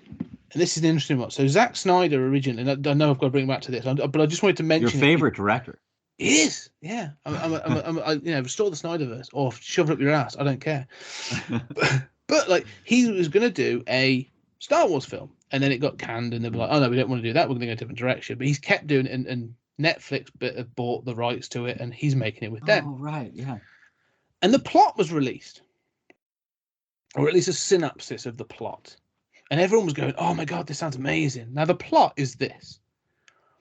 On a troubled world, a young girl and her brother leave their town that's under siege from bandits to go out and bring together a band of warriors to come back and help them defeat the bandits. Uh-huh. And right. I'm like, all right. So it's the Seven Samurai in space. And no one seems to have commented it. I'm like, this is so, clearly sort of... but it is universal. Like it could easily work, and I don't care. We'll see what happens. But like, I do agree that these things. Like, I'm surprised and slightly shocked that this film, Yojimbo, Fistful, this idea of this stranger walking into a town, was never made in the 90s or early 2000s during the sort of the craze of urban gangster films. Like this film is rife for like the Bloods versus the Crips, and somebody, there's the guy that walks into the middle of it, yeah. Well, two street gangs in Los Angeles fighting over. Do you know what I mean? Like, why? I'm surprised that there's not been that version of it. I mean, I can guess why there isn't. Besides, it would be a mostly black cast, which in the 90s, Yeah. Okay, so, first of all, is that person who walks in white? if that person's white, then it's the white savior, That wouldn't work. Like, no, that wouldn't work. Watch him murder a shit ton of black gangsters. you would need it. Massacre in the streets of Harlem or whatever. In which case, South Central. In which case, there's ways to do it. Black gang versus Hispanic. I mean, I'm being really stereotypical, and I apologize for this, but this is Hollywood talking. Yeah, black gang versus Hispanic gang. Okay, but if it's like, say, a black veteran from like Iraq or the first Gulf War or something like that, who comes home and just visits his son or something and sees the two gangs and decides to intervene. Well, then America would have to believe that a black person could solve problems, and that's really, really social problems, and that's really hard to sell here. So, especially in the 90s. But yeah, it's true. But I know what you mean. Like, I bet you at some point that script was bouncing around somewhere. I'm telling quite you, possibly. I'd be shocked if it wasn't.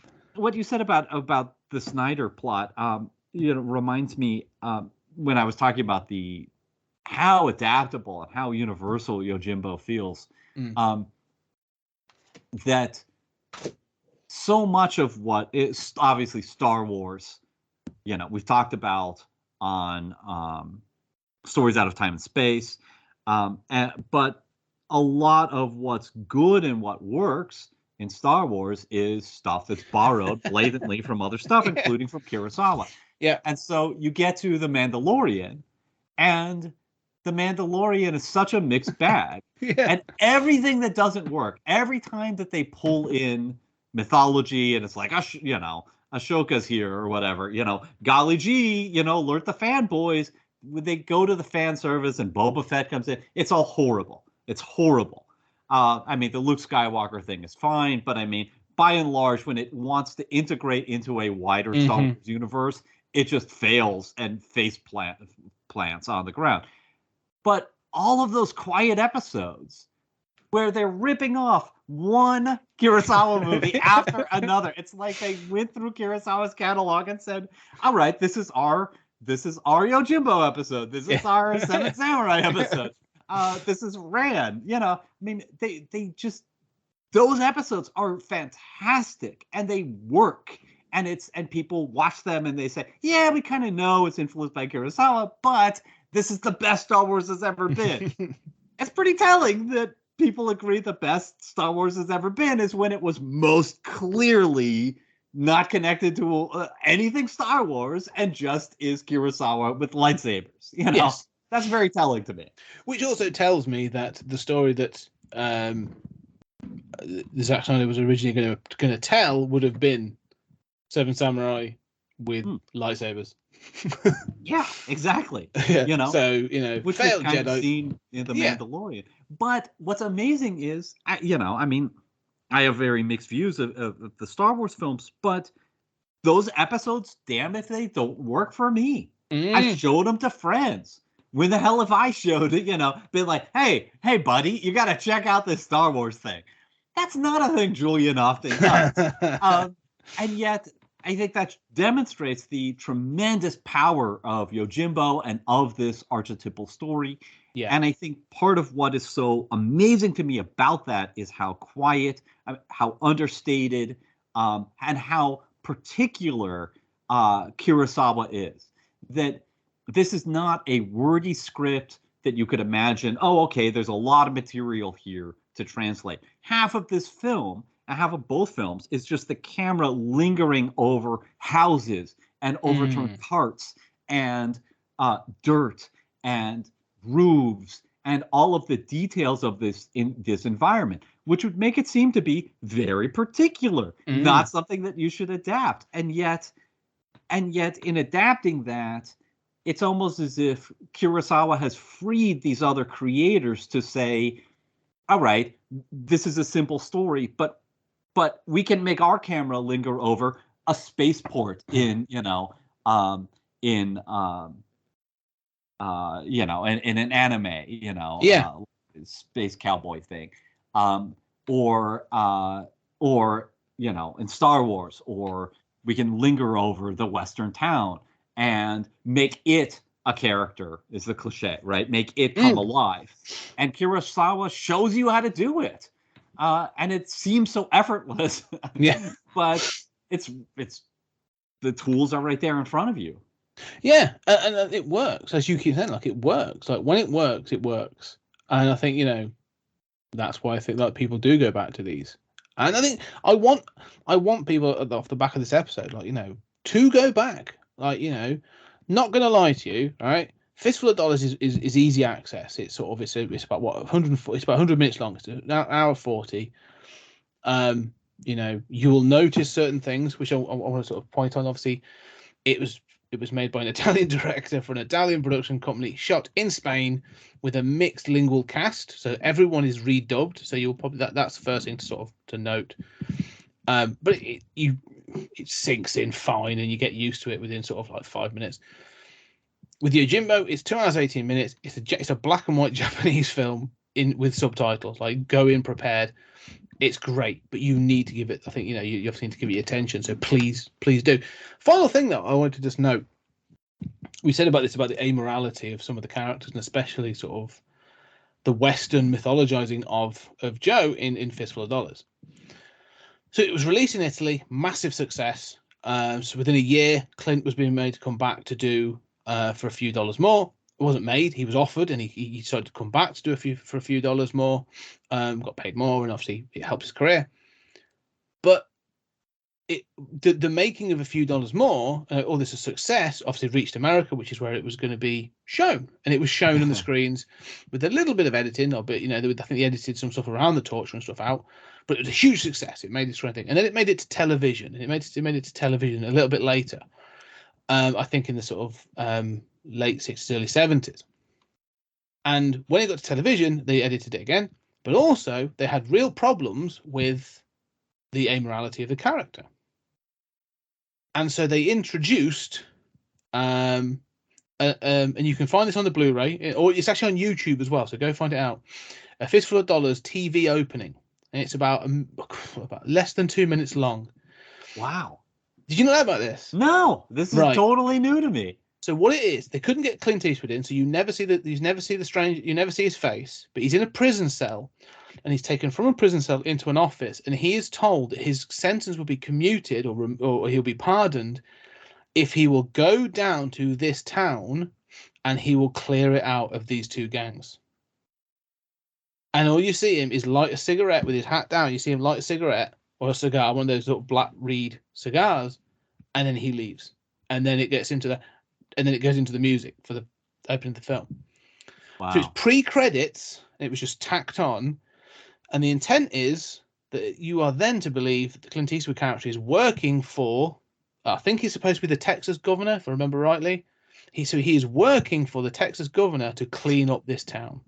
So he then has a moral objective as to why he is there. Yeah. Check it out. That's an easy fix. Yeah, and that's fascinating. I can't wait to watch it as soon as this is over. And the other point I just wanted to quickly make is obviously the influence this character had. I mean, like, the Clint Eastwood version, Stephen King used it for the Dark Tower series. That he is Roland of Gilead. He's a gunslinger. Period. Full stop. And that's how this is who Stephen King pictured. And that's who they sort of used in the artwork in the original sort of printings of the books. And by the way, go check those out. I love those books. But also, like, Kurt Russell is clearly channeling Clint Eastwood as Snake Plissken.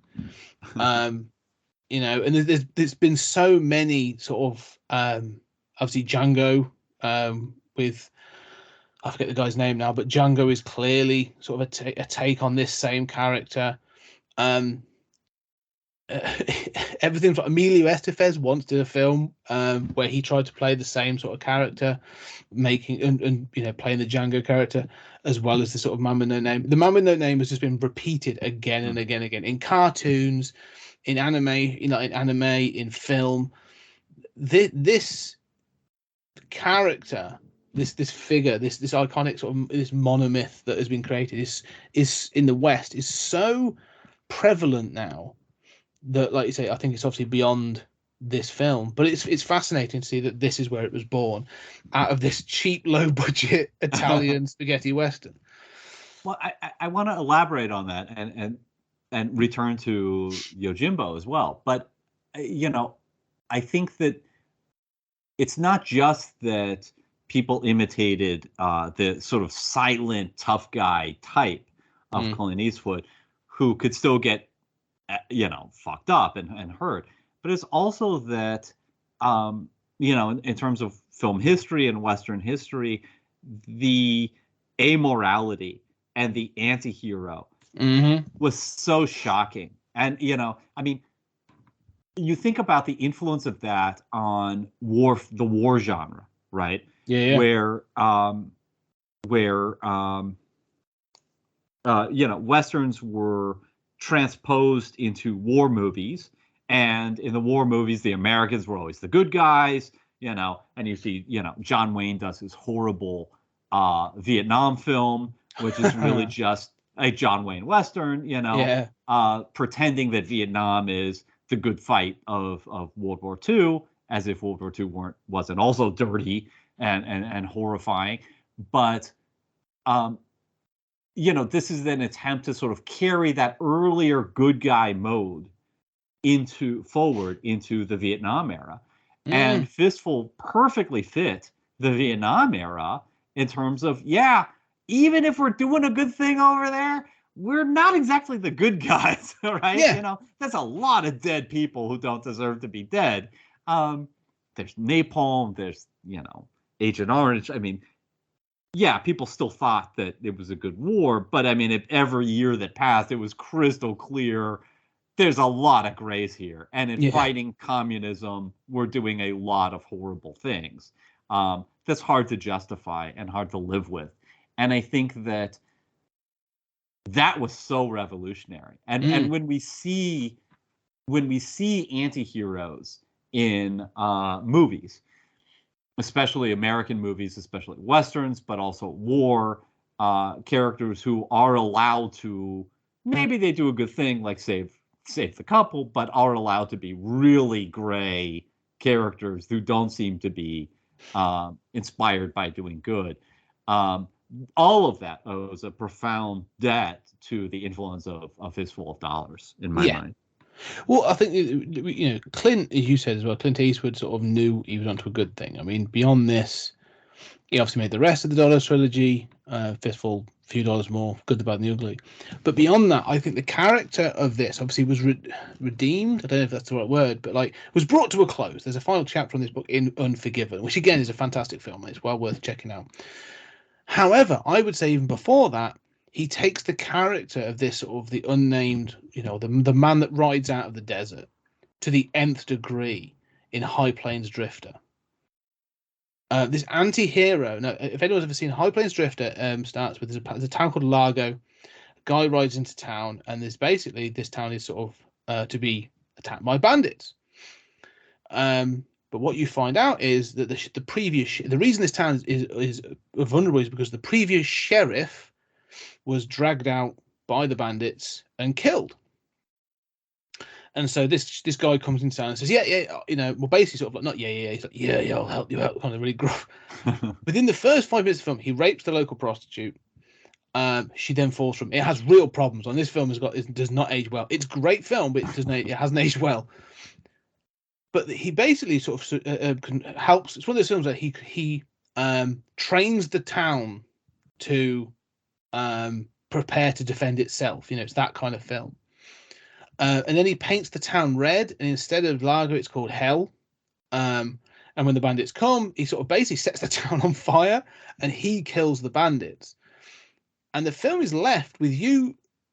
Now, Clint and the director has said, they always said that they thought it was clear that the man who rode into town was the brother of the sheriff who was killed the year before or sometime before. However, if you watch the film, people have often said it's a supernatural film, and this is actually the ghost or some version of this dead sheriff who's actually come back to not only take revenge, but has also taken revenge on the town that let him die, that stood by and let him die. But it's well worth seeing. It's a really good film. It's 1974, I think. But 73, I think. 73. Oh, it's close. Yeah, good but one. It's well worth seeing, High Plains Drifter, but it's him taking sort of like the man with no name to like the nth degree of anti-hero. Like, how far can you push him before he becomes a villain? And it's a really interesting piece. It's in that song. It sort of weirdly, when you buy the Dollars trilogy from, it's MGM that own it. So when they sold it as a Blu-ray, they sold it with Hang 'em High, which is an earlier Western that makes. It's still pretty good. It's not bad. It's against a revenge film about a man who was wrongly hung and sort of, you know, becomes a marshal to take revenge on the men that hung him and killed his family. But to me, High Plains Drifter is the true sort of progression to the nth degree of this character. You know, like weirdly, like if you were to take, as we sort of said, like the cop hero figure, the nth degree is like Dredd. You know, like if you were to take that, you know, the no nonsense policeman, like if you take Dirty Harry to the nth degree, you get Judge Dredd. Yeah. If you were to take the man with no name to the nth degree, you get High Plains Drifter. And it's violent and it's dark, but it's well worth seeing. Well, and I think that obviously, you know, the Dirty Harry while more of a quote unquote good guy, right? Just a bad good guy, you know, still owes a lot to, you know, the man with no name. Obviously, you know, it's just it's a permutation on the man with no name that then goes its own direction into RoboCop, right? Yeah, well, even you were saying about Eastwood sort of finding his style in this film. At the beginning, when he talks about his mule, and he says that, you know, like, you know, if you basically telling this guy he's got to apologize, and he sort of always says, he says, you know, I know that you know you weren't laughing at him, but he's got this crazy idea that you're laughing at him. All you need to do is apologize. And obviously he's having that whole sort of spiel, that speech. the cadence and the gravel that he's putting into it. Jump forward to 71, and this is a 45 Magnum, the most powerful handgun in the world. Yes, exactly. And it's that same cadence, that same speech, like, you know, that learnt tone that he is using is very intentional to deliver those sort of speeches. Yeah, and it's also a moment of both are moments of real bullying, and that's why that cadence sort of works, right? It's taunting somebody who you have the power of life and death over, which is really not a nice thing. No.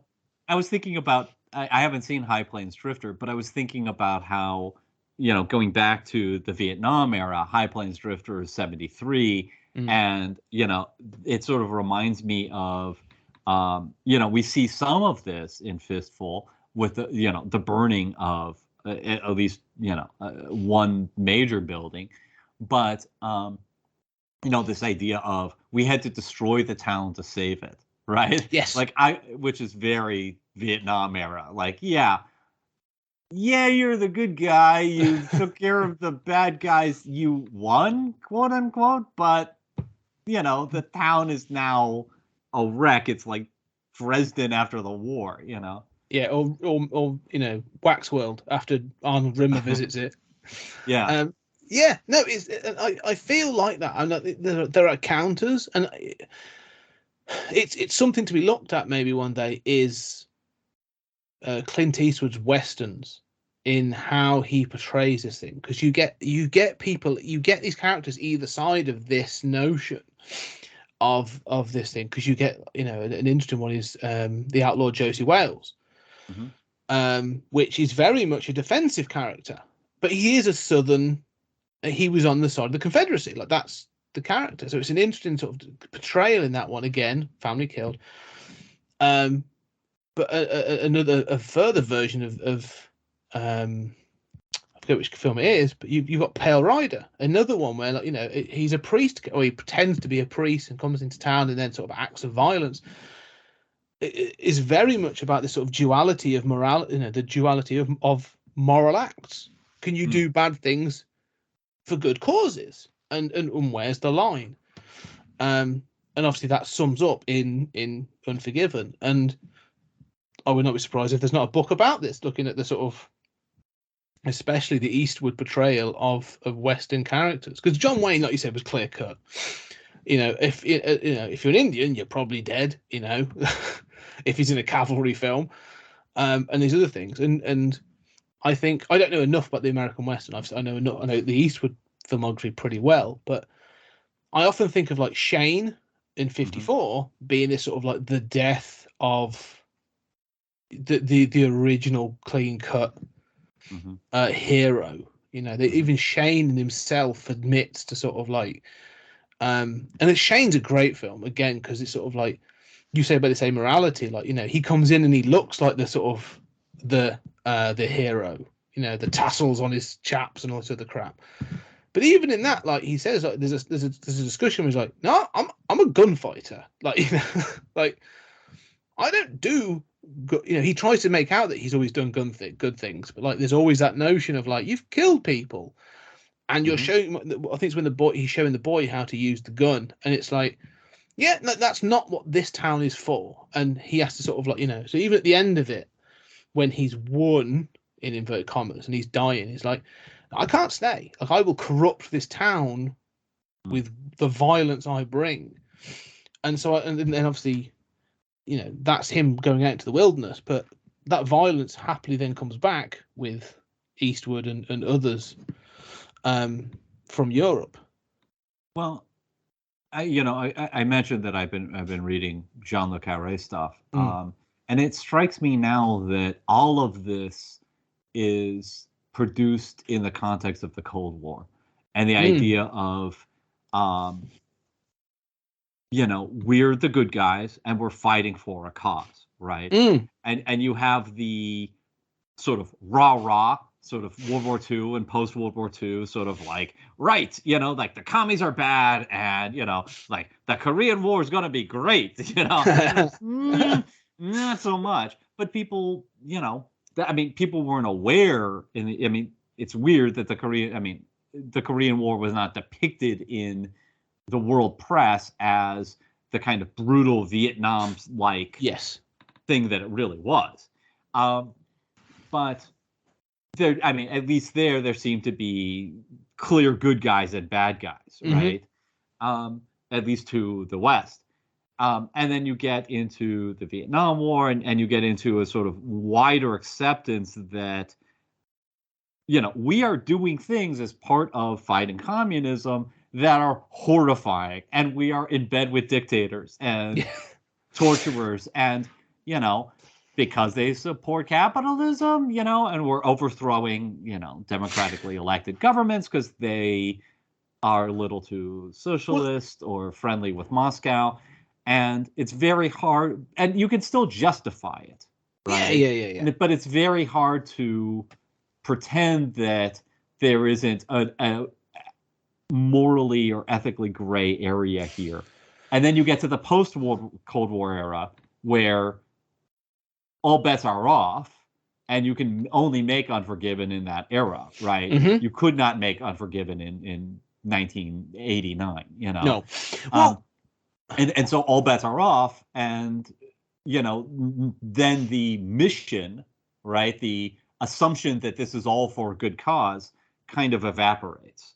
And then it's like, yeah, we thought we were doing it for a good cause, but what was it really all for? I think that gets challenged a little earlier, and I think sort of to bring this sort of around to the lone stranger. This idea of the stranger wandering into town, whether he be a samurai or on the back of a mule. Talking about that, what you just said there about the Cold War, especially about Vietnam, the one thing I spring to mind is John Rambo. Now, not I'm talking First Blood, like the first one, 1982, and that idea is like John Rambo, like he's just looking for his friend. Like he goes to see his family and finds out that his friend had died from cancer the year before because of Agent Orange, and so he just walks into this town to get some food. Like he's a vagrant, much like our samurai friend or our he's basically a vagrant with skills, right? So he should be welcomed, or he should walk into a situation where he will become the savior. But in them situations, he's actually fully rejected by the order that now exists. And it's that order in that rejection from that obviously instigates the rest of the film. But again, he's still the same character, that laconic fighter that's without a master, that is looking for a home or whether it be money or whatever. And he, the difference is from these other films, like he is rejected. He doesn't find there's even a line in it basically says like, I wasn't looking for a fight, you created the fight. And it's just interesting how I just find that interesting that even before the end of the Cold War, we were already questioning the sort of the role of these men, these sort of strong. However, I say that then the figure of Rambo gets corrupted to become a figure of popular nationalism in both the second and third films. But I mean, certainly there were, especially once one gets into the late 70s and then cinema in the 80s, there were films and plenty of books that were questioning America's goodness in Vietnam. But I think after the Cold War, what seems to change is that the people in charge aren't depicted as believing any of this either, right? Yes. Like there was no one in the echelon from the if anyone believes in the cause, it's not FDR sending boys to their death in the name of a good cause. It's the grunt on the ground who believes he's operating in a good cause, but nobody over him gives a shit about him or capitalism or anything. Well, if you think about it, this was crystallized with a perfect Cold War figure. When James Bond returned with GoldenEye in 1995, there was exactly that. Like they brought in Dame Judi Dench to play M, And she actually says to him, like, you are a dinosaur, a figure from a bygone age. The Cold War is over. The world doesn't need men like you anymore. That shows I've seen that film way too many times. But you're right. But that's that drawing of the line, isn't it? Like, the times have changed, and Hollywood can continue to try and rebel against that by having these causes. All right, well, it's not Russians. Who's it going to be? Well, it's the Middle East. Okay, well, it's terrorism. Who else can it be? Like, we're going to have to make up an organization, and then again, we've talked about this. We then get 9/11, and all of a sudden, it's like, this sounds awful, but Hollywood's like, yes, yeah, we have a valid enemy to be fighting against. Well, and it's not just fiction. I mean, it's also, I remember the way the first Gulf War was sold. One of the best things, I have said this before, but I think one of the best things about America, and it's not just America, is that even our worst wars were sold to us on humanitarian grounds. Yes. And I'm proud of that fact. Having said that, we do constantly build up people like Saddam Hussein into, he's just like Hitler. If we can only stop Hitler, and make up atrocities and just absolutely lie. I mean, just propaganda coming out of the Pentagon, which it's hard for me to pardon liars. But even in that, it's this desperate attempt to, like, let's get back to the good old days of the Cold War. We need a good enemy, because it's only in comparison to the enemy that you can say, I mean, again, going back to Le Carré,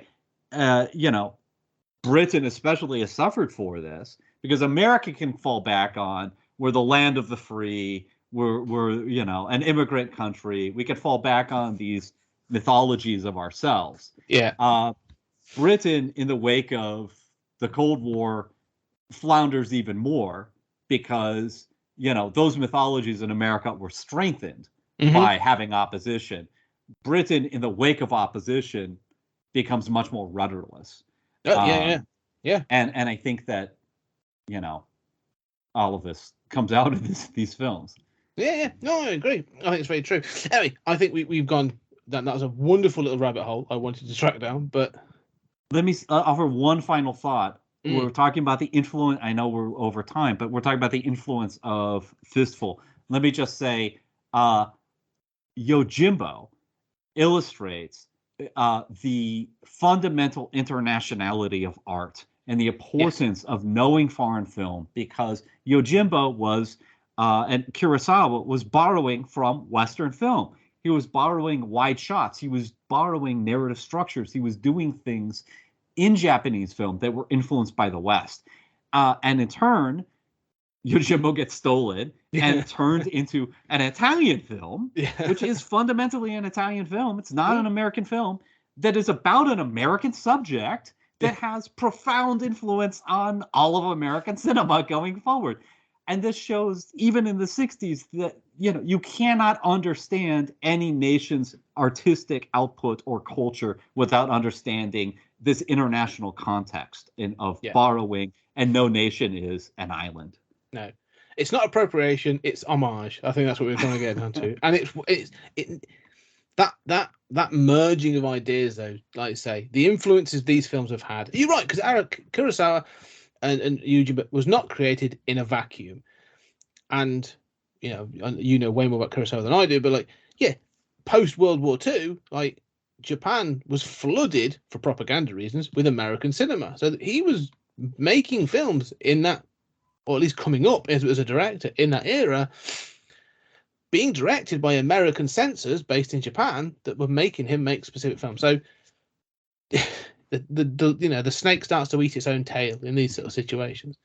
Anyway, this has been awesome. I knew this hasn't been for you and I. This has been, it's no sci-fi. This has been completely aside from the usual what we do on the sister podcast, Stories Out of Time and Space. Please go check. If you enjoyed this conversation, go check out Stories Out of Time and Space on all the podcast catchers, because it's Julian and I talking about a whole host of science fiction films from all over the world. Like we do, we've done Russian, we've done Japanese, we've done American, we've done French, Spanish and French. Yeah, so we've done all kinds of films. So do go check that out. But if you're enjoying this film, if you're enjoying this podcast, leave a review, 4 stars, 5 stars. Let us know what you think, and also go check out our Patreon. More discussion with Julian and I about the Twilight Zone. Great stuff as we're working our way through the Twilight Zone, episode by episode, trekking through the Twilight Zone, and there's a whole bunch of other sort of podcasty content on there. Link down below. But Julian, thank you for coming on to 20th Century Geek to talk more wonderful movies. It's always my honor. I love you, man, and I love this podcast, and it's a thrill. And thank you, everyone, for listening. Yes, no, guys, thank you very much. And let us know, like, if you've been watching Yojimbo or Fistful, like, what are your thoughts? And what are your thoughts? And how does it influence you? But if you haven't seen them, please go check them out. They're fantastic films, and readily available on a number of streaming services. But for now, ladies and gentlemen, thank you very much, and we shall see you on the next episode.